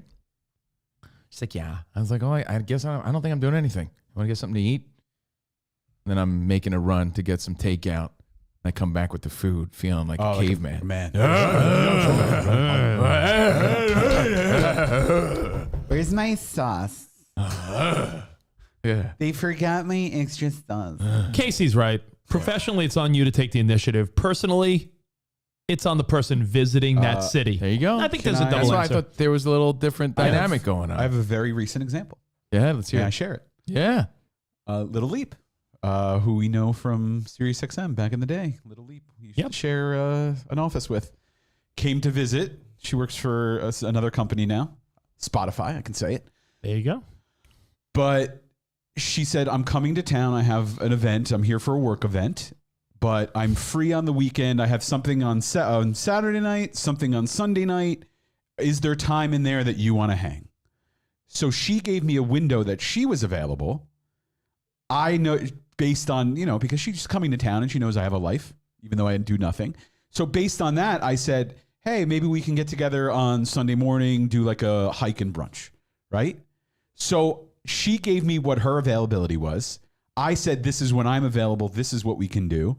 And then it just required a little follow-up. She's like, great, let's do it. You're not a good Set the follow-up guy, plan. but then again, I don't think you got the initial like, hey, like if McFadden, I gave I'm think- available. if Hit me up. McFadden, no, but if because he McFadden needs- hit you up, if he hit you up with if he had hit you up with a, hey bro, I made it to LA, I think it was then your job at that point to be like, well, I'm around Saturday afternoon and Sunday morning. To be clear, that never happened. That's my point. Yeah, like if you, because when people say, I have the weekend free, they don't expect you to spend 48 hours with them. It's on you now to say, I can do Sunday morning for brunch. I can do Saturday night for a drink. It's on you to say So a little more of a specific bit more, follow-up would right? have been. Because it's a large window that you need to specify. Fair enough. because but I really was open. He doesn't know. I did nothing. Like he doesn't know. Is it- social succubus here. right. I'm he going your- to New York in July. And when I go to New York in July, I'll put out let's say, for instance, like Nicole. Hey, Nicole, Sarah and I really want to hang with you and Matt for a dinner. Wednesday or Thursday work, which is better for you? There you go. And you got to plot this shit out because if you visit friends and family out of town or go out of town for work, I think saving those things for the last minute, people got kids and families and jobs and different things. Like I think you need to give everyone a really big heads up. Yeah, and a general window. Yeah. Florida ceiling window. Little window. Little window. Little window. No, not Florida ceiling one. That's Little doing ones. nothing. The only thing I did this weekend, Spot, pull up the picture of Work on your Me at the Little League game. Work on your Follow-up. Specification. Specificity. That's what it's all about. Oh, that's Family sweet. right there. That's great. That's really what it's all Baby about. James. Baby James got a Can't trophy. believe how big he's Little getting. Gwenny's like a little He didn't kid. necessarily earn, but I was happy that he was happy. Melody with her little Nirvana sweatshirt. Thank you, Lisa. And little Gwenny Goo. I like your hair like that. I was very bedhead that day. I like it though. Yeah? Yeah. That's called El Natural. Nice. Yeah. Well, That was my weekend. let me ADD you for a second. You someone got said hit with Nirvana. You said Melody's Nirvana sweatshirt. Speaking of How much do you think Kurt Cobain's "Smells Like Teen Spirit" guitar went for in an auction? $5 million. What do you think? Smells Like Teen Spirit guitar, like from the video? Yeah. Or the one he like actually played the song with? I don't know the answer to that. Oh, I I don't know know the either. I know the money amount, but I don't know if it's from the video or the recording. Kurt Cobain, $2 million. Spot was closer, but he was Barely. over. What'd he say? He said $5 million, $4.5 million. I'm gonna go with the headline. It says nearly $5 million. Wow. Oh, And I didn't even see it. Kurt Cobain's "Smells Like Teen Spirit" guitar went at an auction for nearly $5 million. So there's a big time rock fan out there that wanted How much that did, bad boy. It's the one from the music video. Okay. I want Weird Al's from Smells Like Nirvana. Yeah. I wonder what that would go for. 1969 Fender Mustang left-hand guitar. in competition Lake Placid blue finish with matching headstock. It's one of his favorite go-to guitars, and said in his final interview with Guitar World, "I'm left-handed. It's not very easy to find reasonably priced, high-quality left-handed guitars. So this is like Cobain's go-to guitar. But out of all the guitars in the whole world, the Fender Mustang is my favorite." If you were Elon Musk or someone that had disposable billions, meaning this guy could spend billions of dollars and still have billions of dollars, would you just have your house be a museum of cool things? Like Elon Musk could be like, I want Abe Lincoln's top hat, Kurt Cobain's guitar, the fucking Declaration of Independence. I want that. Or, like Elon Musk really could create his own personal museum. Oh, Babe Ruth's first baseball? Yeah. Like he could have... Like he could be cooler anything. than the national... I feel like Elon Musk could have a museum better than... Yeah. Smithsonian. Yeah. Hey, Neil Armstrong. You have the boots you're on the moon with? I want them. He could buy anything. I think well, again, it's what's important to you. That would be me. I like things like that. Like I said, I like nice things. But I saw something kind of interesting too. You said Babe Ruth, right? Yeah. And I hate bouncing around because we got other things to get to. I'm going to get into something serious if you're okay with that. Serious. Ooh. But it could be fun, whatever. I saw on TikTok, it's going to be impossible to find, but they said, here's Babe Ruth with a modern day style. And they took different pictures and used filters on Babe Ruth to modernize him, like update him. And you're like, oh, because you think of him as this nose-picking slob kind of with hot dogs in his He's mouth. not an attractive man. Not an attractive guy, right? George Herman Ruth. That's the Sultan of SWAT. Yeah. This guy, he looks like a butcher, right? And look like he could fit his thumb up his nose. And then they used these filters on him to modernize him. Like gave him a scruff, and you're like, oh yeah, it's much better. I like when, it's way more of an improvement than you would ever imagine. I like when they've done that with presidents. Like, what would our forefathers and historical figures look like with modern day haircuts and suits? And seeing like George Washington with like a comb over and a suit on, you're like, oh, George Washington. Huh. Babe Ruth. I found it already. Here, Spot. I'll send it to you. Texas me. Thanks. There you go. Text it to Spot. And then we'll move on. I have a story. Speaking of Friends, I have a story about Friends. But I brought the picture. I brought the picture up of my family because I did that this weekend, and it meant the world to my nephew. My nephew he gave less of a fuck about his trophy and more of a fuck that me and my daughter was there. My daughter especially loves her. And I think when you put so much emphasis on family, and I always did, and that's why I was so unfortunate when I felt like I lost mine, because it broke up and it didn't go the way I had hoped. When you put so much emphasis on family, and I spent many of a weekend just at my parents' house, and my dad would be grilling up, barbecuing, and I have a brother, I got some sisters, my Uncle Joey, like those were my friends. And my close friends are ones that wanted to come and chill and hang and be part of the family. Like you have less of a desire to go outside that circle. And that's why I'm not good at it, to be honest, because I was always within my own circle. I'm not a socializing sort of person like Rich. And that doesn't mean I don't like meeting with friends, but I like meeting with friends that come to me. I had no family. I know I have no I don't have a big family, so I would look at my close friends as family. I never did. Yeah. See what I mean? Like that's the exact difference right like, there. You talk about There's cousins. a lot of people that are like, my friends are my family, and I'm like, yeah, my friends could be part of my family that I have already, that I'm already close to. See, I'm close. I'm closer to certain friends than I am actual family. Like, and I know this sounds weird. Like I'm choosing. I have two possible weddings to go to in the fall, and I'm choosing my buddy Paul over my cousin.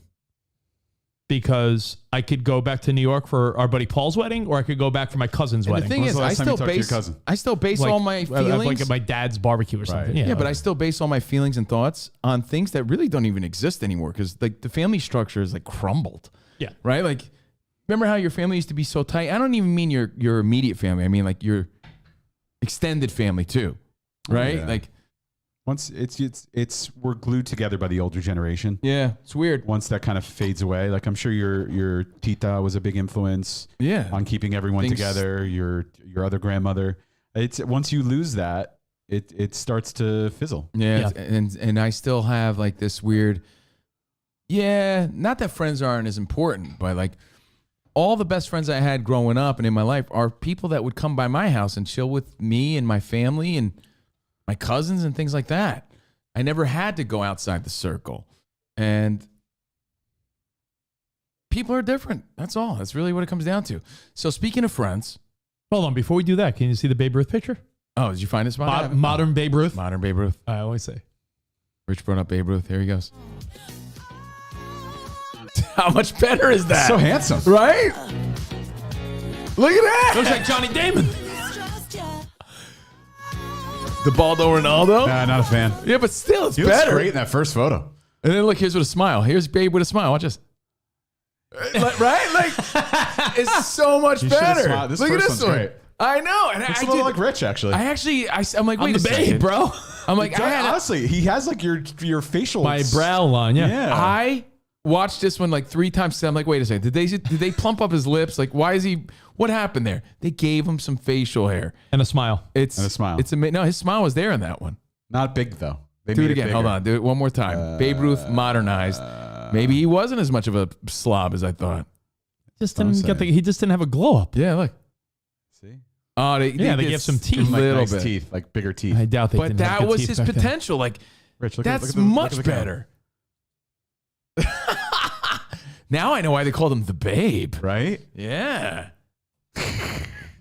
Looks just like you. I know. So- I'm Babe You Ruth. should do your hair like that. I like the. Maybe we should bring back frosted tips. Hey, I thought that was interesting. 2000's coming back. He's one of those guys. You're like, that's the legend. And when you see it, you're like, oh, okay. Well, I mean, he wasn't as ugly as I thought he was, I guess. George Herman Ruth. Great name. The weakest. That's like 3 old guy names. George Herman. And an old lady and an name. old lady named Ruth. Ruth. Who are you hanging out with, Esther?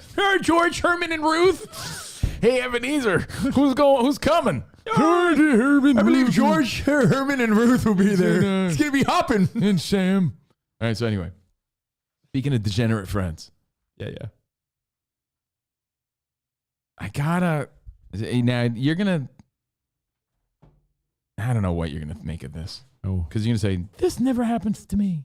This But never happens to me. I've seen a lot of kids that were good kids go down the wrong path. And we all probably have an example. Maybe a family member. We probably all have family members too.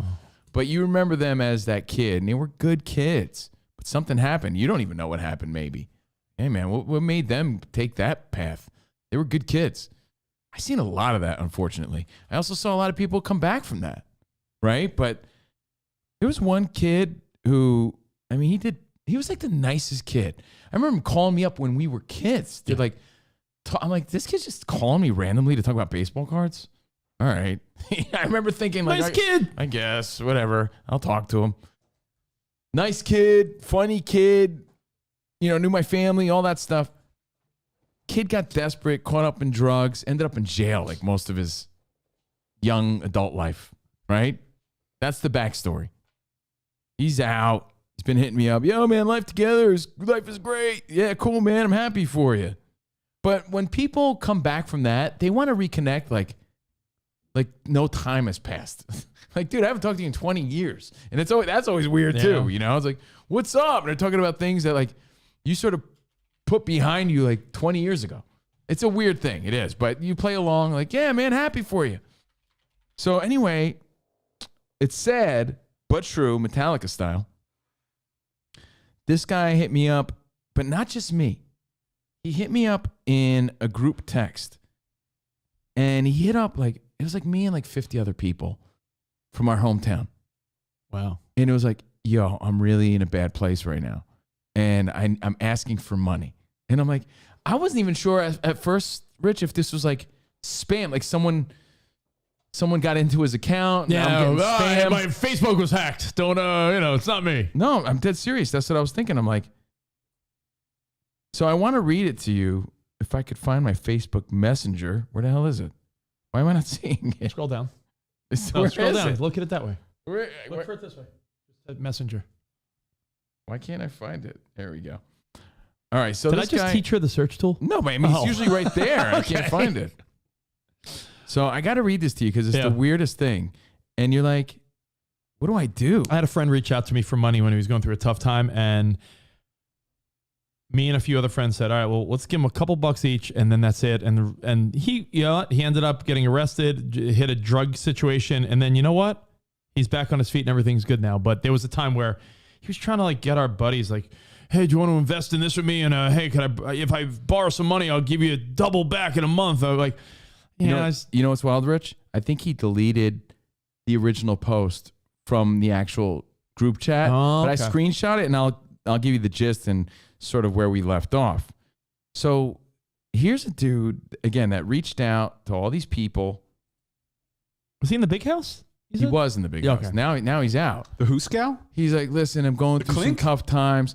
The joint? I'm sort of homeless right now. I'm being evicted from a hotel.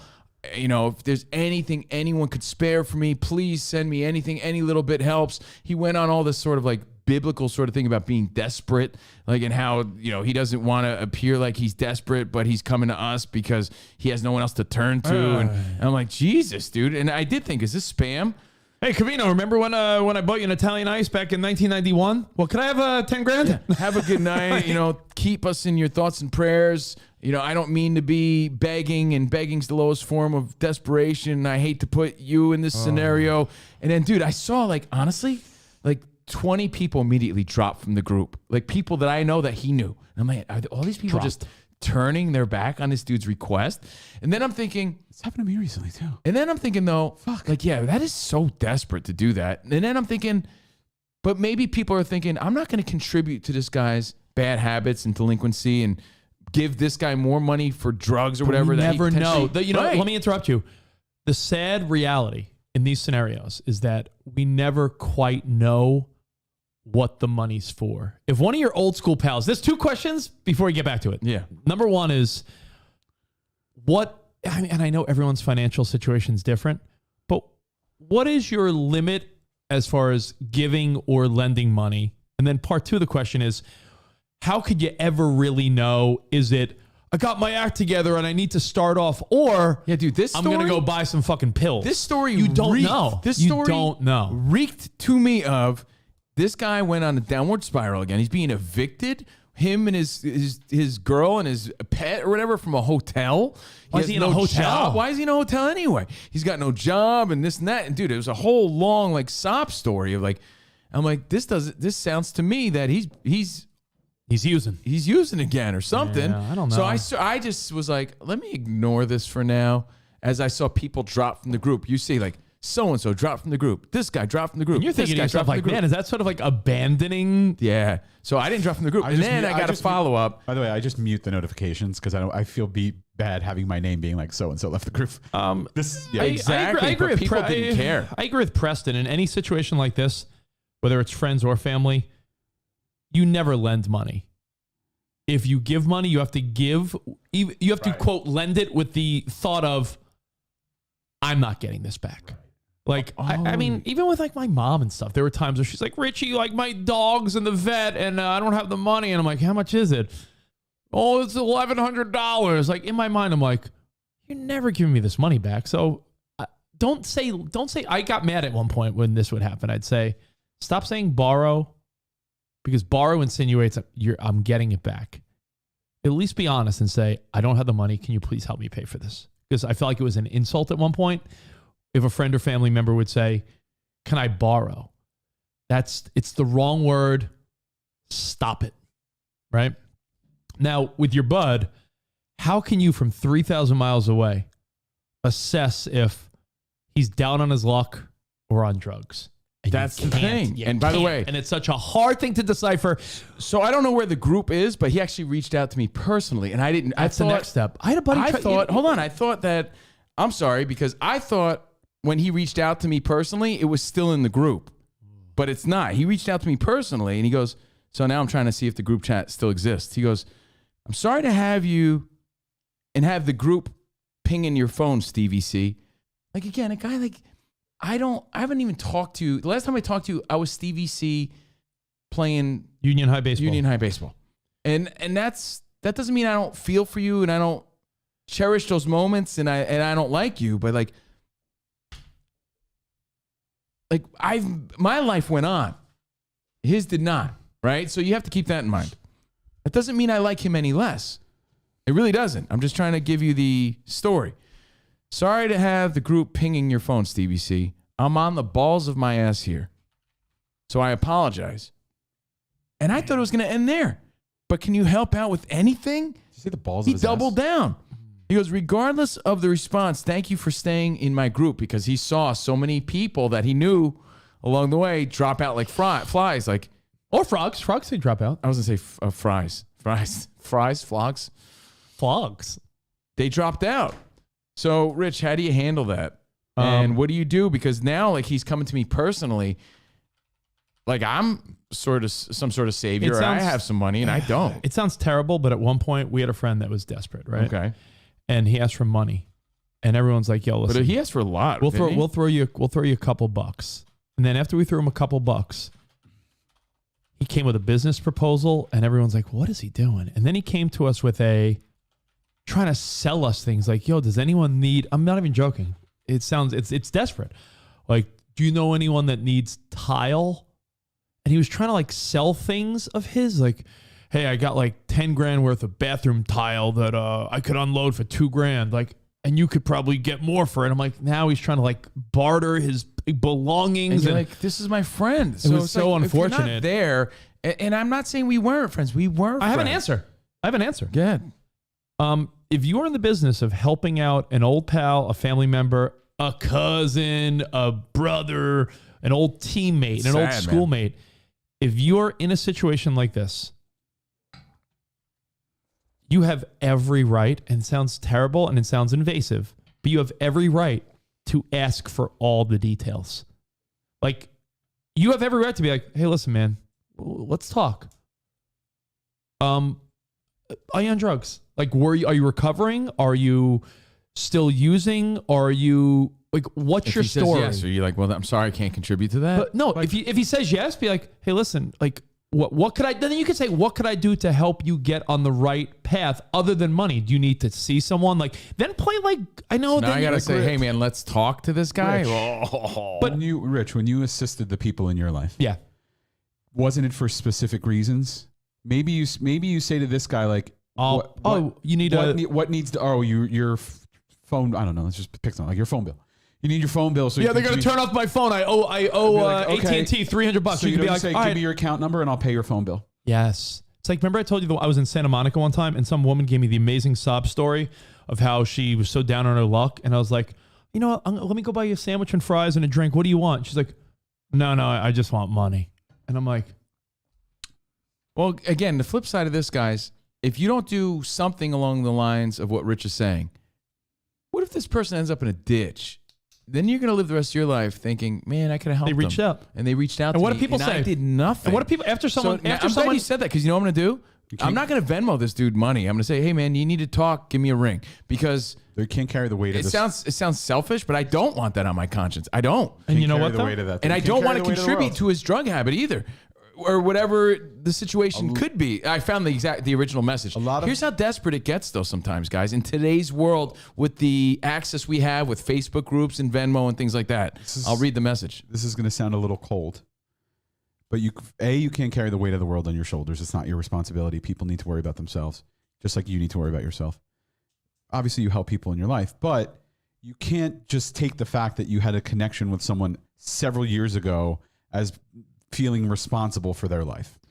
Yeah, it's a weird position to be put in. It's man. like I would, obviously do anything for you guys because we have active relationship that we've maintained throughout the years. Just because you happen to grow up in the same town as someone 30 years ago, Yeah, and you played Little League with them. and you played Little League with them, doesn't mean Honestly, that you're now responsible for them for life. Rich, I swear to you, that's sort of your relationship. the relationship. But before you read it, let me just give one more point to what Scott's saying. You can feel bad, but it's not your responsibility. It's not your responsibility, because the money. If you're helping someone else, what is it? If you say no to if you say yes to something, you're saying no to someone else. Yeah. If you're saying yes to this guy, you're saying no to like maybe someone close to you actually needs something, and now you can't. Yeah, but bro, I mean, when people are that desperate, maybe There's a lot that of, is when there you are step systems up. like Kristen. What would Jesus do? My wife, I'm serious. Kristen, I'm who's dead serious. What would Jesus do? A social worker who deals with people. What do you say? Deal with it, my son. No, but there are systems in place for this. There are systems in place for He thinks people the down on drug their luck. addict is like, oh, he said systems in place. Thanks, bud. No, I'm saying there are systems in place for this. Here's what I'm going to do. You said, "Oh, can I get you help?" You said there are drug rehabs, there are shelters, but Spotted, showing kids. You know what it is? Government assistance. There's before you can go to a Cove hospital for detox. Before Cove reads the message, let me just throw this one last thing in. It's the flip side, and then we'll move on. You can only help people that want to help themselves. But listen, every time someone kills themselves, every time there's a suicide case, what does everyone love to go on social media and preach about like they're almighty? Like, hey, if anyone I know is ever in a really tough time, don't hesitate to reach out. I'm always there. Yeah. This guy He's doing this. He's doing that. But what happens every time there's a suicide? But I'm not a bank. I don't know him that well anymore. And I don't know what he's going to do with it. So I will say, hey, man, give me a call if you want to talk. Even though I don't want to fucking do that. Hold on. Because I don't want to, like you said, Rich, turn away someone not that to could be really, insensitive, who also looks to me as someone that could help. And hey, I used to admire that guy. I liked him, even though he seems very desperate. So you probably ask anybody for anything. Here's what you should respond. Sorry, bro, can't help it. Maybe respond to my or subscribe to my Patreon. We do shows every day. Yeah. He goes, for $5 a day. Again, this group started off with 50-something people. Sorry. It's now down to like 20-something people. People are just like, yeah, fuck you, dude. I haven't talked to you in 20 years. Fuck off. Or maybe they know that you're a degenerate and I'm not getting, I don't know. But people are like, yeah, whatever. Where was he when you were down on your luck? Covino wasn't down his luck. Covino just went through a fucking divorce and had bills. Like this guy's getting evicted and he's on Hello, everyone. Yes. Firstly, I apologize for putting you in this group. Jeez. I didn't take the apology kindly. You didn't know. I was like, why am I in this group? Especially because more than likely you haven't seen nor heard from me in a while. Mm-hmm. But I have no choice. I and my girlfriend and our 2 cats are in dire need of help. We are living in a motel. Cats. We were living in a motel, but we're being evicted this morning. And we're able to clean rooms to stay the night tonight. So think about how desperate that is.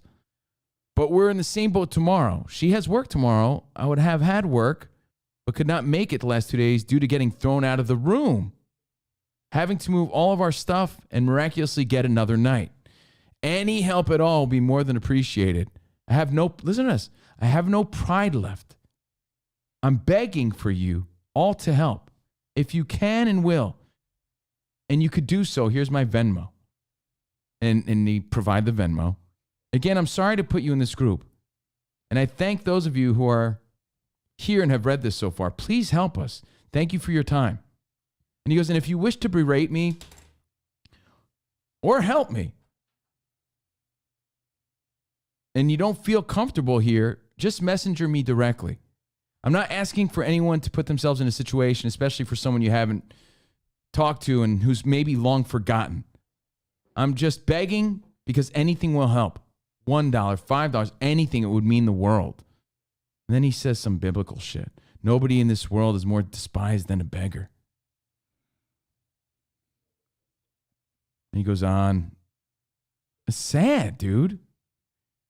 He says, the reason being that if you do give them something, you have animosity for them because you gave them something you worked for. And if you don't give them anything, you have animosity towards them for making you feel guilty for not helping. I hope you all don't despise me because of this. I'm just a person in a little need of help. Hey, how about this? And it's like, geez, man, I'm just trying to take a shit. I didn't really feel like being put in this scenario, but hey, my scenario is better than his. How about you find out what motel he's staying at?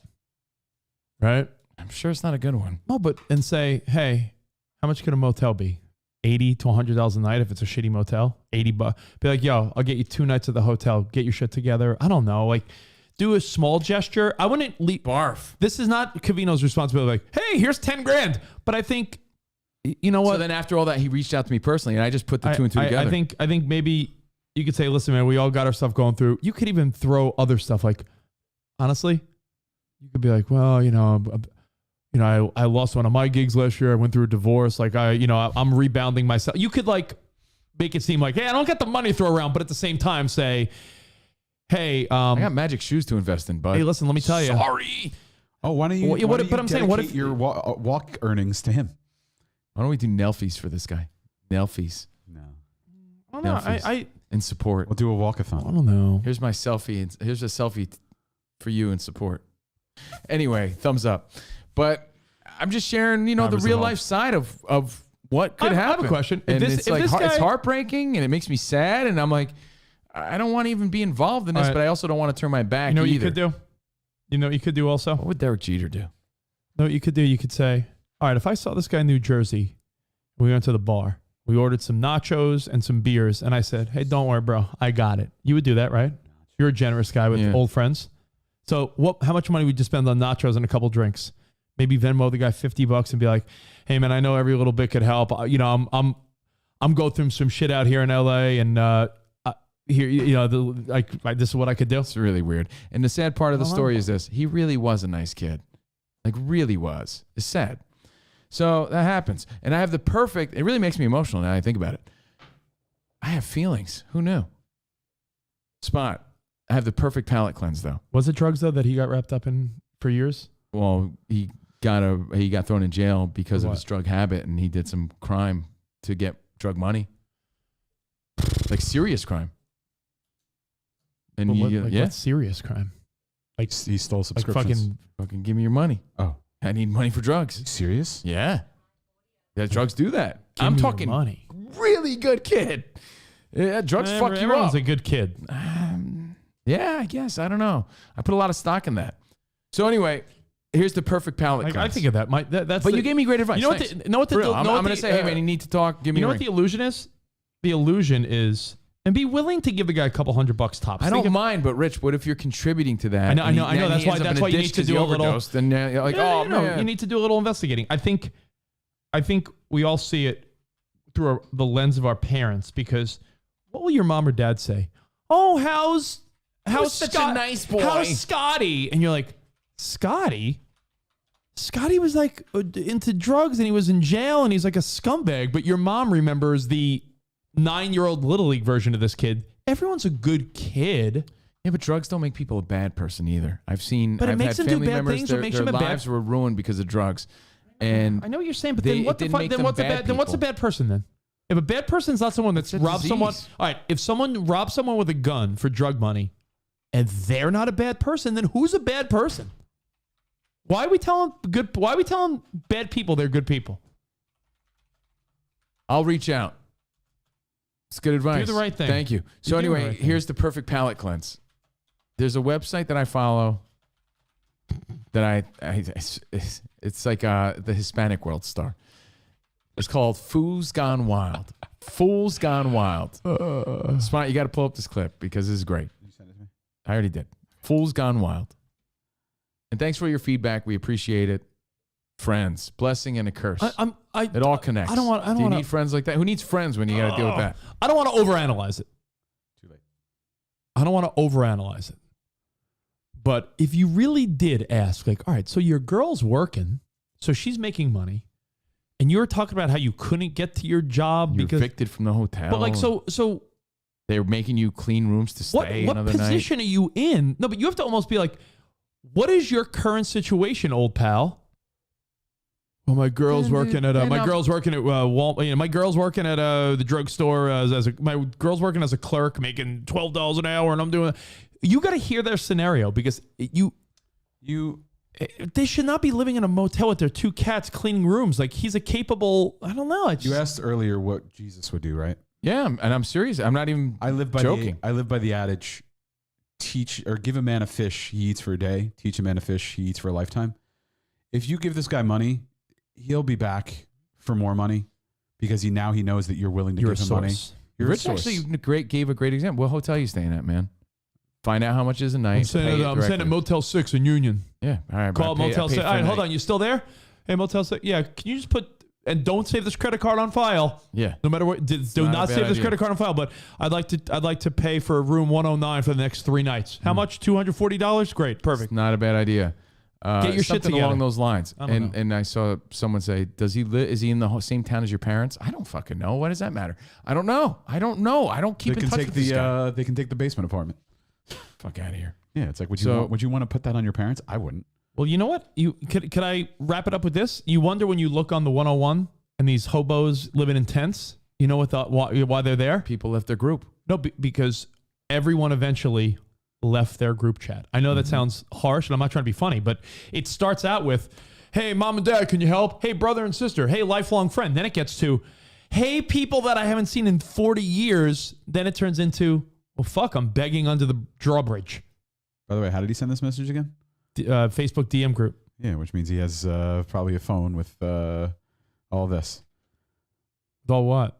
With that he's spending money. I would like a phone is a necessity spot. Stop with that silliness. You can't do anything. You can't apply for a job without a phone. Not when you're begging for a place to live. I would argue that shelter is number one. I food agree, is but number. Or no, I know food is number one. Shelter's number two. Spot. You need.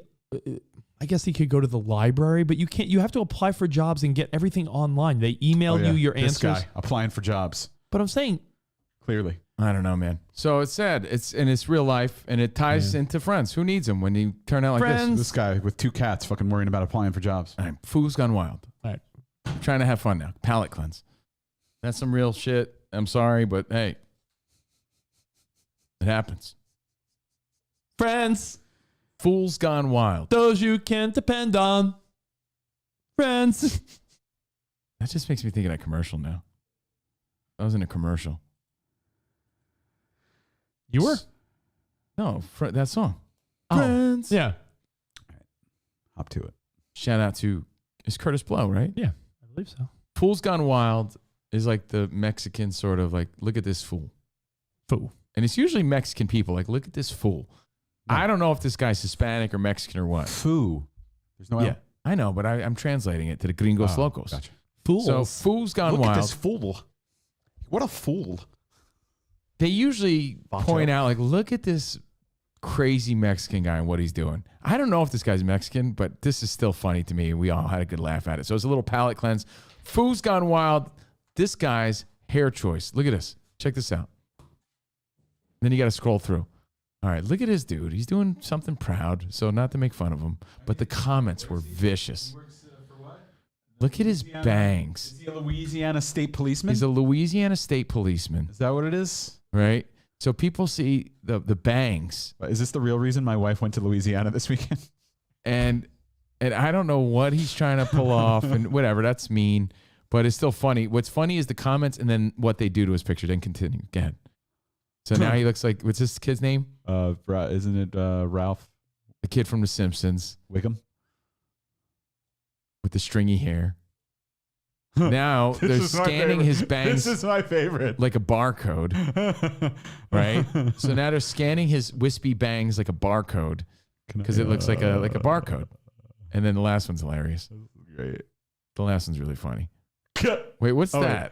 That's the group photo of him receiving the award. Oh my God. So there's more to it. And then there's one more that's really funny. I know. Yeah, and then the actual barcode is his hairline. Boop. Beep. $6.95.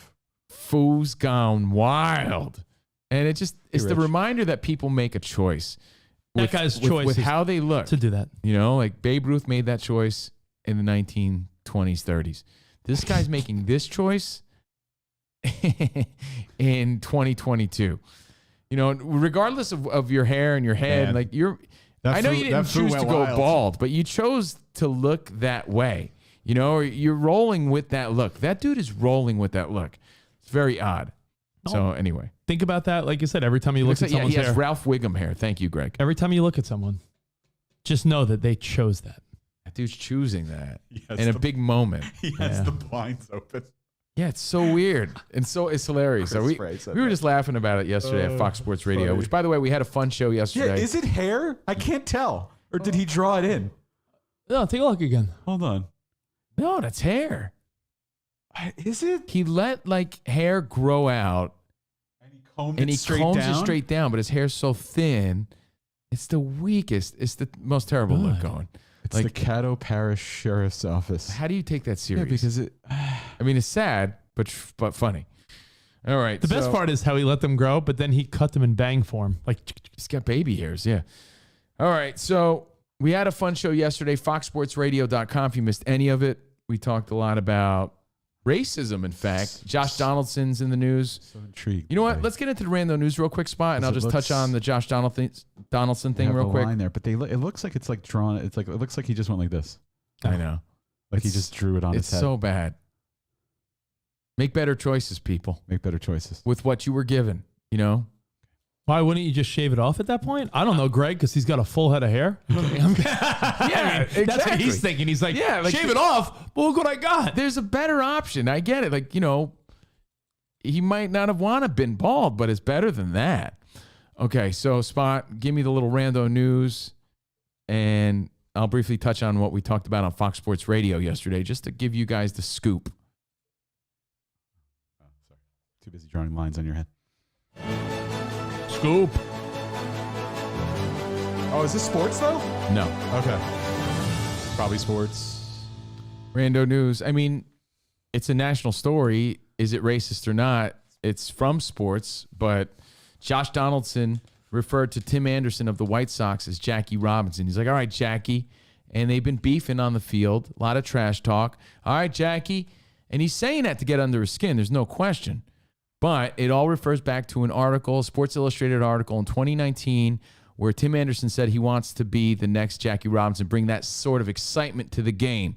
The next Jackie Robinson. Yeah, they talked about it because Tim Anderson is a guy that celebrates a lot. And he's You're like, right. I'm going to bring That level of I'm going to bring excitement the way Jackie Robinson did. So Josh Donaldson has been ribbing him for years. Okay, apparently. Jackie. Yeah, all right. Oh, there he is, Jackie Robinson. And now, you know, he's not liking it, but he's also spinning it that Josh Donaldson's being racist and it's racism. And that's so wrong. And the White Sox and the Yankees cleared the benches this week. Tim Anderson got the last laugh with a big home run yesterday. They swept the Yankees in a doubleheader, but is it racism? And by the way, you're mad at, here, put it in perspective. You're mad at someone because they're calling you something you called yourself. Yeah. Right?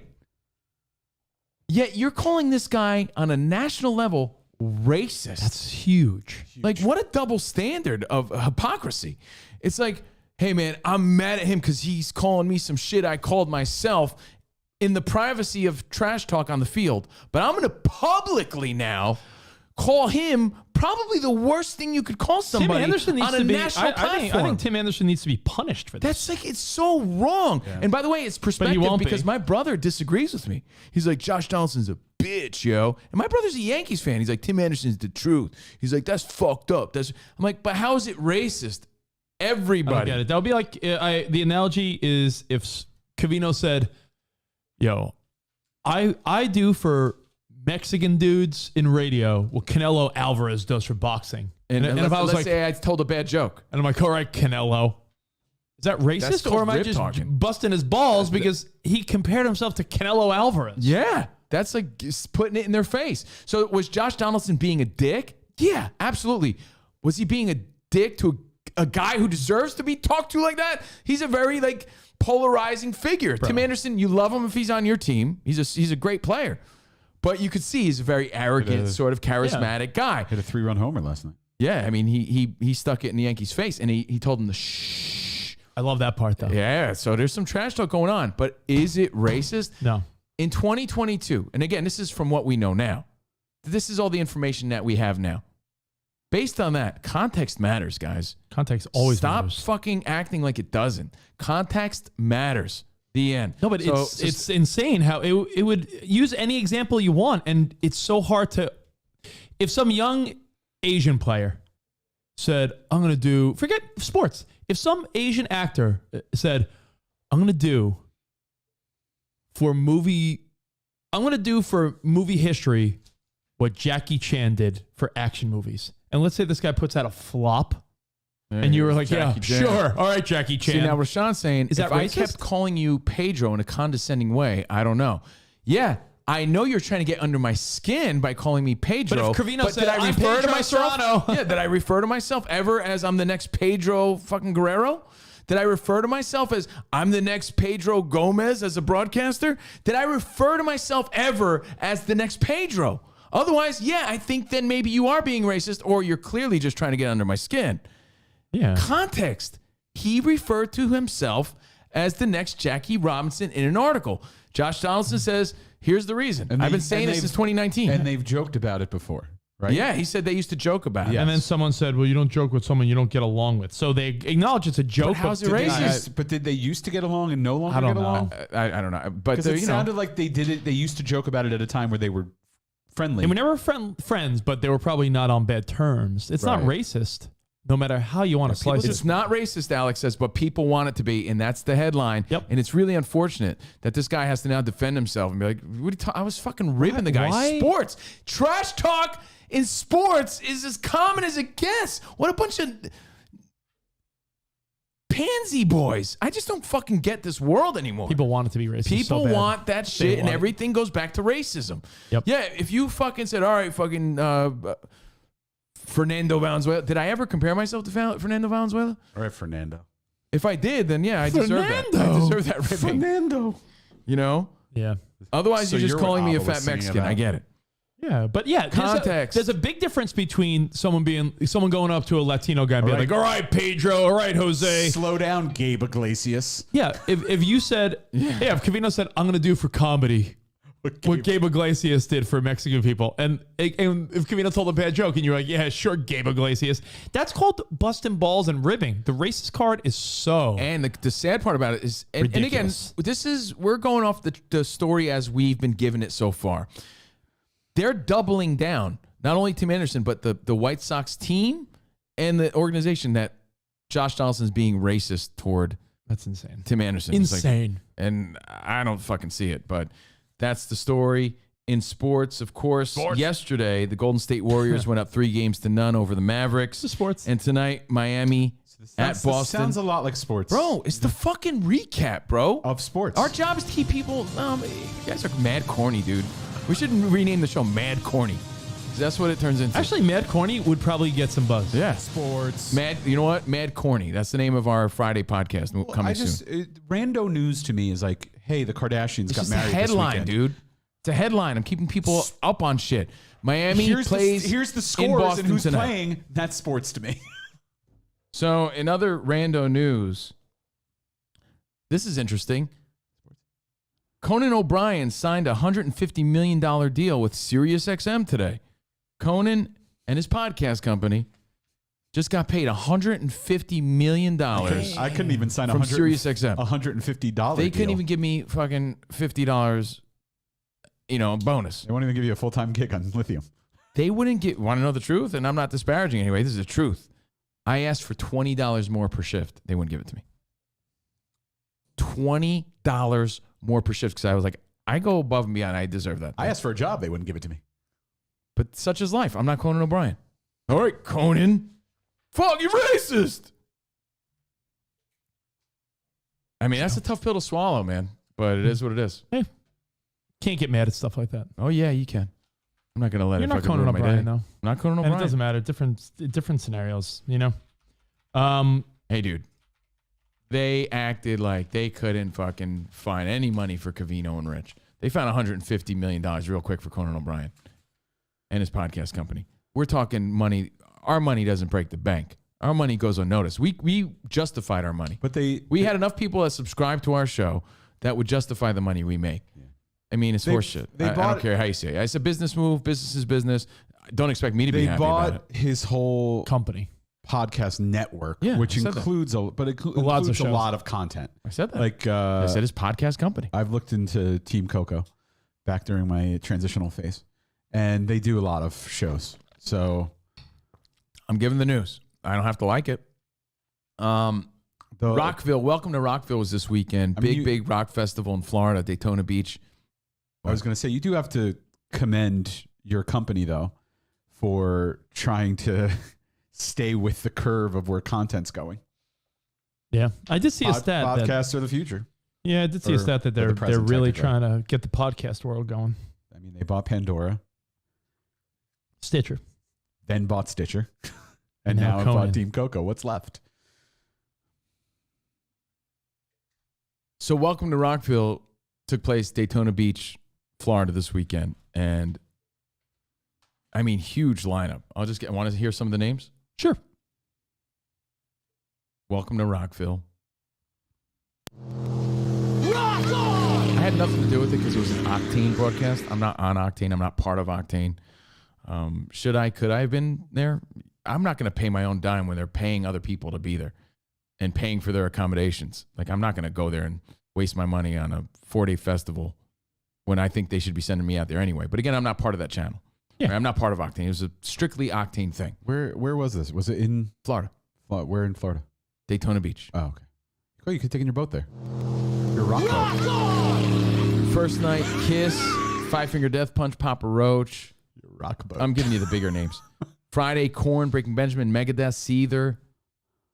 Saturday, Guns N' Roses, Shinedown, Bush, Jerry Cantrell, Rise Against. Sunday, Foo Fighters, Pumpkins, Jane's Addiction, The Pretty Reckless, on and on and on. I don't know who was filling in for the Foo Fighters. Maybe Nine Inch Nails? I don't know. Either way, get this. The rain, fell down, and rushing, rising riplets. The rain came. Mother Nature was boss, and Mother Nature was like, fuck that, and fuck your show. Korn didn't get to perform. Breaking Benjamin didn't get to perform. Jerry Cantrell was cut short. He was in the middle of doing some Alice in Chains shit. Shinedown got cut short. They couldn't do it. Guns N' Roses didn't even get out there. Like, you know how many people were there on Saturday night to see Shinedown and Guns N' Roses? And I saw Slash made a comment about, like, you know, it's heartbreaking. You have hundreds of thousands of people there, and, you know, we don't get to perform. But you have to realize that they have, you know, prior commitments to go to the next city. So it's like, yeah, you go all this way to, let's say, see Guns N' Roses, and they don't even play. That sucks ass treeks. So, you know, I was sad to see that for the fans that went out of their way to see that. But I'm sure they had a great time nonetheless. But that's the update. And I never thought about that. Like, what happens when it's never happened to me. You go to a festival or something like that, and you're like, dude, I can't wait. You're there all weekend. Dude, Metallica on Sunday, bro. And then, you know, Sunday comes along, and rain happens. Metallica. Oh, you don't even see the band you were there to see. Alex, I agree with Alex, Sucks. who said, think of all the disappointed divorce dads who went on their non-kid weekend. How did they get all their divorced dad aggression out? For real. I'm sure people tried to make the... Think of all those divorce dads hitting on younger women with tattoos that just really didn't get to see their bands. The biggest names were rained out. So think about this. Think about you sitting through all these ass cheek bands, and then and then it starts raining, and you miss out on all the good ones. I heard one of the bands was actually called The Ass Cheeks. Imagine, it's like going to a comedy. It's like going to a comedy show, and the headliner doesn't get to perform, but you got to watch Johnny Jingles do his 5 minutes. That's exactly what happened to me. I wasn't there. I'm sure it was still fun, you know. But that's the story. That kind of sucks. That was this weekend in Florida, and there's still a lot of other festivals this summer. Enjoy them all. And then in other news, Obi-Wan Kenobi. Oh no, this is a big week for TV. And Stranger Things. I know a lot of people looking forward to. Well, you talk about and two of course, shows, Better Call Saul tonight, the and series NBA. finale. So enjoy it all. Two amazing series finales back to back. Monday night tonight, Better Call Saul, and then tomorrow night, This Is Us. Is that the finale? Yeah, for Better Call Saul. Yeah. You sure? I'm A lot of good TV coming 90% sure. I think there's two more. Spot, Maybe I'm wrong. Please. Tuesday, This Is Us finale. Monday, Better Call Saul finale, and I hear the whole cast dies in This Is Us. They just one after the other. One person dies, but after doing emotional speeches, yeah, like they all just die. Oh, a lot of them are dead. But it's just constant death of your favorite people. How much did you cry in that last episode? In a 2 hour, like nonstop, the whole 45 minutes. You think that's fun? Like, how's that fun to you? It's emotional. I don't know. Hey, we're all different. We've established that, right? I did an emotional bloodletting recently. Is it the mid-season finale or finale? Mid-season finale. Sometimes so it's the mid-season finale. Sometimes you need an emotional bloodletting. Like you just need to force yourself into like emotion. I'm not going back to the beginning of the show to psychoanalyze, but you do need that like. I enjoy This Is Us and Better Call Saul. It's the mid-season finale. The mid-season finale, and then like you said, Stranger Things. I think it's better than mid, to be honest, though. So far, it's definitely better than mid. So Stranger Things. So far, it's fire. What else is coming back? What else did you say? Stranger Things, The Better Boys, Call Saul, Obi-Wan. Oh, Obi-Wan and The Boys. The Boys next week. June 3rd. Umbrella Academy, which I'm really excited about, is next month. And Stranger Things is in 2 parts. So they're doing one this week and then one in July, I believe. Okay, how many episodes? 4 and 4, 5 and 5, 6 and 6. That's a great question. It's going to be 5 and 4. 5 and 4. Okay. Spot, I sent you a couple things now that you're done with the news. Just a couple, I love to send you guys like fun TikTok videos and different things I see. I sent you a picture of this fool. The last TikTok You I thought, sent. you thought you were having a bad hair day. I don't know why. I found this guy so funny. The last TikTok I sent right above the Cobra Kai jersey I sent you. Oh, this is the game. How high was Rich when he saw this video? I can't wait. I love this game. No, this is... Is this funny? This Rich guy... Davis, so. I showed Covino this and he was laughing, so fuck you if you don't think it's funny. a graphic. How many edibles did Rich take before he watched this video? To find this funny. I don't know what video he's about to pull up, but Oh, I remember it's this. always a great time. All right, ready? How high was Rich when he sent this? No way, Newick, keep playing it. These are the things for the broken hearted.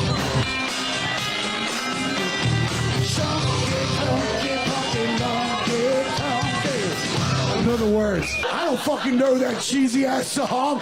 Squiggly diggly piggly too. Fuck! I want you everywhere I go. In perpetuity in my life. He's talking to the DJ. Yeah. You ready? You ready? You're gonna be like, it is. We got the results back. You are not the father. That's funny. This ain't my kid. Get the fuck out of here. No way, dude. I thought that guy was funny. He looks like a drunk comedian who's really just riffing and really kind of funny in the moment. A solid 3 out of 5 edibles. Out of context, it's a little weird, but it is funny. Covino was laughing very much when I showed you yesterday. It is funny. I thought because the guy owned that moment, and it was all off the cuff. A 3 out of 5 edibles. It was all off the cuff, though. It was pretty funny. All right, Spot, I sent you... Which means you were like... Just some random comedian 3 out of off 5. the cuff. Spot, I sent you an Instagram post. Do we have his name? I mean, give him some props. No. No, I don't know. No? I sent you right above the... Josh Adam Myers. Yeah, Josh. Either way, he was bringing it. That guy was bringing Adam Myers. and having fun with that crowd. Never heard of him, but he was bringing it in that moment. I sent you an Instagram clip. It's right above the paper that says girl. Who's gone wild? And I just thought this should be on Shark Tank if it hasn't already been on Shark Tank. Oh, I've seen I'll this. tell you if I've it seen was. this video. I watch every episode. I mean- saw this. Let me play it. Where is it?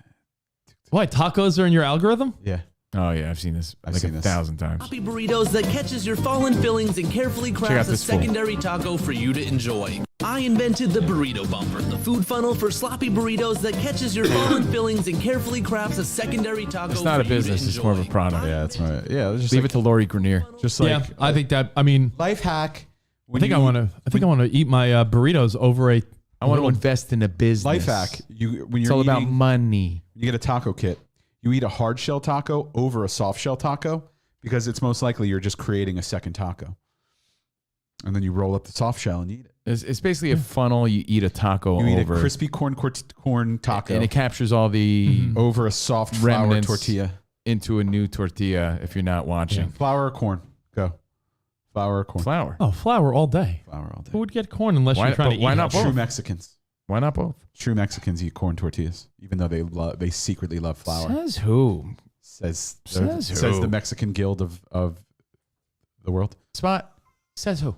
Says the Mexican says the taco Mexican Guild. No. Says The nobody. Mexico Taco Guild. Mexican Taco Guild. There it So is. Spot, right above that, I sent you a TikTok. Friday. I was rich. This is more of a serious one, Oh, okay, good.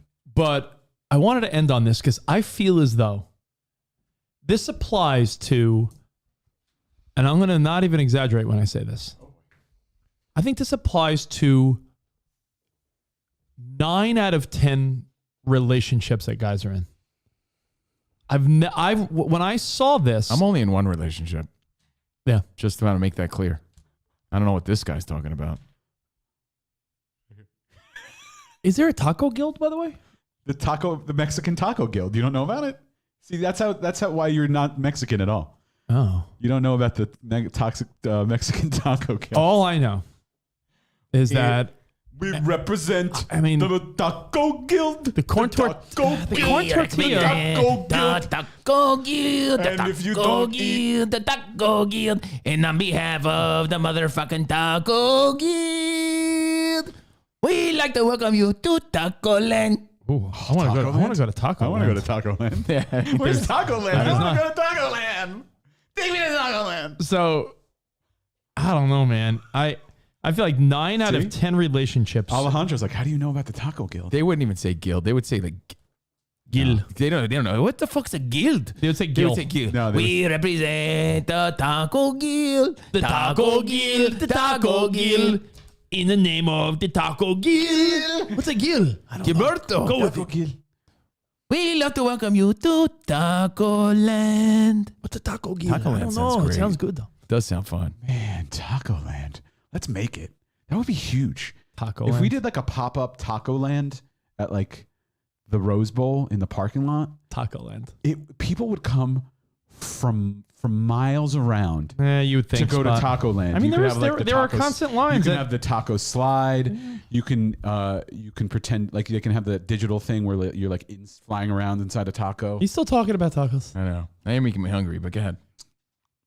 Last video. This is a little serious. Yeah. Well, I just think that every guy that has had experience in relationships, You said 9 out of 10. 9 out of 10 guys are going to say, yo, right arm. I can't wait to be the contrarian on this.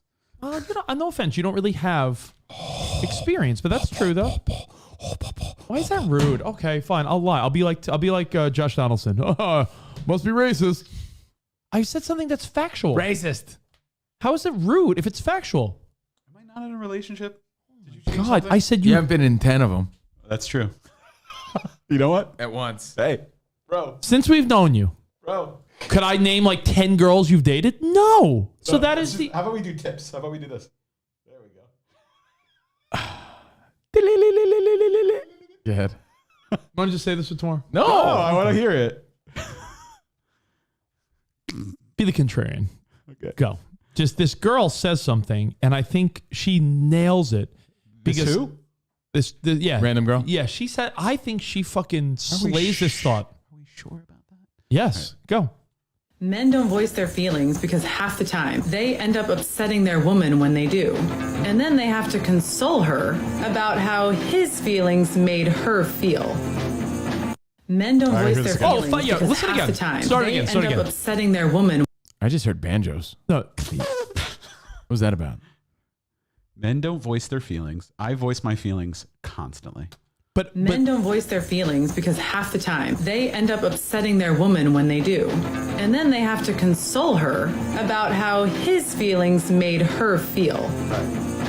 Men don't voice. You follow? I feel like that's. She's actually defending men. Yeah, no, exactly. Yeah. She's saying, ladies, you want men to open up. And then the guy will be like, all right, well, if you want to know the truth, it really hurts me when you do this. And then she's like, and then he spends his time being like, oh, baby, I'm so sorry. And it's like, you told me to fucking open up, and now you don't like what I said when I opened up. What I find interesting is that you don't think that this statement applies to someone who's been married for 10 years.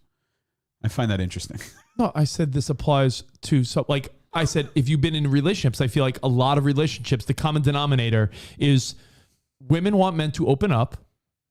And then when men open up, they'll say something that's real talk, but could be hurtful to the woman. You know what I think? So I think when you have a resting dick face like mine and a presence and arrogance kind of like mine, people don't care about your feelings.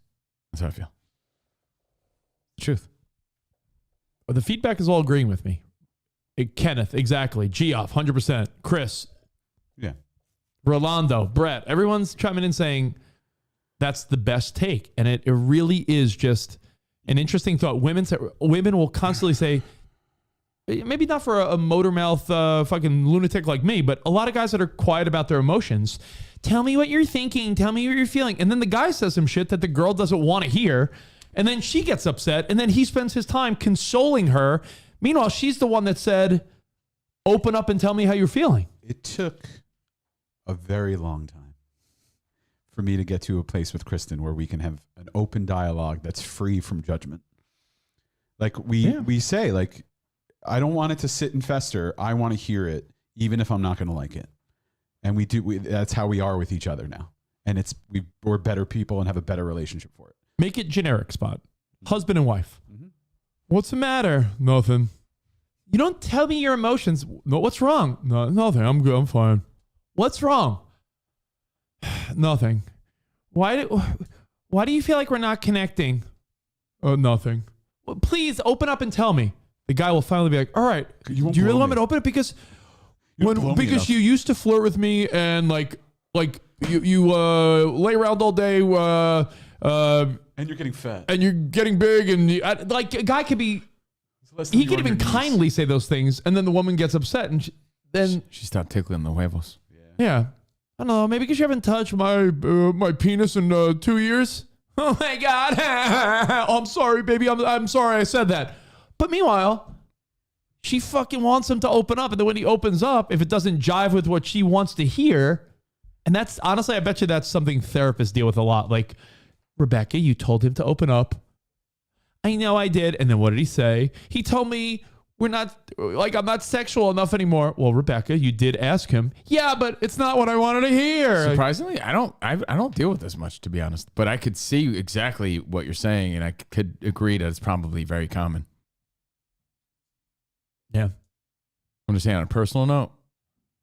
Because I think you probably I'm not being with rude. I ever. feel like you probably just say a lot of shit in the moment anyway. You don't seem like one that holds back. I don't know. Like you get your balls busted a lot, but I feel like in past relationships you were very quick to be like, "Yo, I'm not fucking taking it." Like Covino was never a pushover, is what I'm saying. Like that's what caused a lot of the fight. Yeah, like so like, that's what I I'm saying. would take a lot of shit, but I would push back a lot. Yeah, but you wouldn't. This is for guys that are like, hey, let me hold back my feelings because I don't want to affect anyone.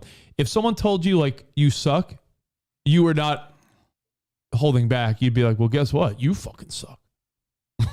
Yeah, I don't know why, but I acknowledge that this is probably. Rolando says women are selfish when it comes to feelings.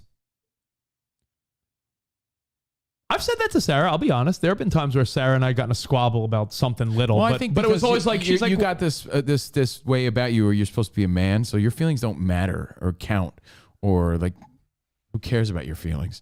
I think that men get a lot of that. No, I said that to Sarah. Like, I'll give you a great example. Men aren't allowed to be emotional beings in a relationship. You're fucking. You have feelings. Fuck you. Yeah, no, I think, and just Sarah, like, you know what? It's like, all right. Just like I want to normalize men getting flowers because I love flowers. I think they're beautiful. Well, that's a weird They take, bring me so much joy. Just like men have emotions. Why can't men have emotions? And why do they have to just be these walls that are supposed to be surrounding women? No, I've had this conversation with Sarah. An example would be, let's say the house is, I don't know, she had a rough week and the house is messier than I like it to be, right? And Sarah's like, what's the matter? I'm like, nothing. She's like, what's the matter? You seem agitated. I'm like, oh, I'm good. I'm fine. She's like, what? You seem out of it. I'm like, I don't know. Like, I mean, I know we got 2 little kids, but like, it's fucking, you know, like this is messy. And like I open up and then she gets upset and defensive. And I'm like, well, then why did you ask me what's upsetting me? And then I tell you, and then you get upset. Now I'm consoling you. But the reality is you asked me. I was being kind enough to hold out. But you know what she's not going to say? But were you being like noticeably a dick? No, I was just like she'd be like, what's the matter? I'm like, are you understanding though of how much she puts into taking care of your kids? Yes. Because if you knew that, you wouldn't criticize. You would be the one to just clean without questions. Look at that. That's the whole point, Spot. You would just clean it without. That's why guys. Anything, that's why guys because don't while you're talk. in here having fun, goofing off, doing a show, which I know pays the bills, but still, to her, she's out there taking care of the kids, getting them to school, making them breakfast. I get it. Doing all this stuff, and you come out and be like, "This house is a mess." When she is exhausted. Yeah, but that's something I'm allowed to feel. I know. And you're supposed to express your opinion. But you have to like set it up where it doesn't sound like you're being condescending or a dick, which is hard when you're criticizing. So you have to find what's that wrong? balance. No, nothing's wrong. What's wrong? Nothing's wrong. I'm going through the refrigerator. What's the matter? Nothing. What's wrong? There's like 3 Tupperwares in here that are like 2 weeks old. Like if I didn't clean them out, would we like? Do you not notice these things? Like, you know what I'm saying? There's a lot of Tupperware chicken that goes on in every house. Oh. And when I say chicken, pun intended. When I just cleaned out... This chicken's been in here for a month. When I cleaned out my fridge the other day, and granted, we were in Texas for a week. Everybody's we were in Texas, but I was like, I almost wanted to leave the strawberries that had turned white in the refrigerator. Like, I almost wanted to leave the, like, oh wait, that mac and cheese that the kids didn't finish in the little glass container. I was like, maybe I'll see how long that stays there. But like I do, you know. Wait, so those weren't like cool new trendy strawberries? You ate the white strawberries? Anyway, there you go. That's the end. I snuck one. What? I thought that woman made a lot of sense only because I think a lot of times Are you guys. trying to say men have feelings too? Men have feelings too. Share mine with you. This guy sucks. Yeah, like he's singing about his feelings. Men have feelings too. May I This guy share is mine the worst. This guy thinks about his feelings. I agree with Preston. There are times where you have to. Why don't he go to Taco Land? There are times when you have to just straight up say, yeah, we're throwing out this Tupperware. Like, unless it's like a good old glass one. I wrote especially for this occasion. Here's Rich. It's called Men. Men have feelings too. May I share mine with you? I may softly weep or cry out loud. But either way, This guy's making my butthole itch. the thought men have feelings too.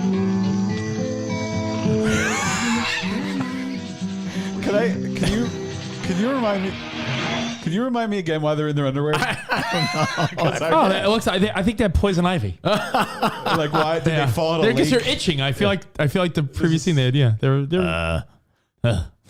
Let's go get some tacos. This guy thinks he's good. Talking about his feelings. And I'm sure women do the same thing and bottle up their feelings sometimes, but not bottle them up. They just sort of like, it's not worth it. Like, if you saw something around the house that aggravated you, instead of being like, Jordan blank is fucking aggravated me, a lot of times you're like, just do it, right? See, the difference in my relationship is it's usually like those boxes that she left there or her shoes, right? For Jordan, I'm the actual thing that's bothering her. That's so I don't know what she wants me to do. What bothers you? The Yeah. boxes? What bothers you? Him. Yeah, so I don't know. There's nothing I can do about that. My point is, she could put her shoes away. I'll just go out and take a walk, I guess. So anyway, right, that's it. Let's go. That's it. No, I have one joke because I don't want to end on that sad note. Spot, pull up the Skeletor meme because Skeletor memes are all the rage. I thought this is good. So the Skeletor tip of the day. I like Skeletor. This will save your relationship if you're feeling like your feelings aren't being recognized.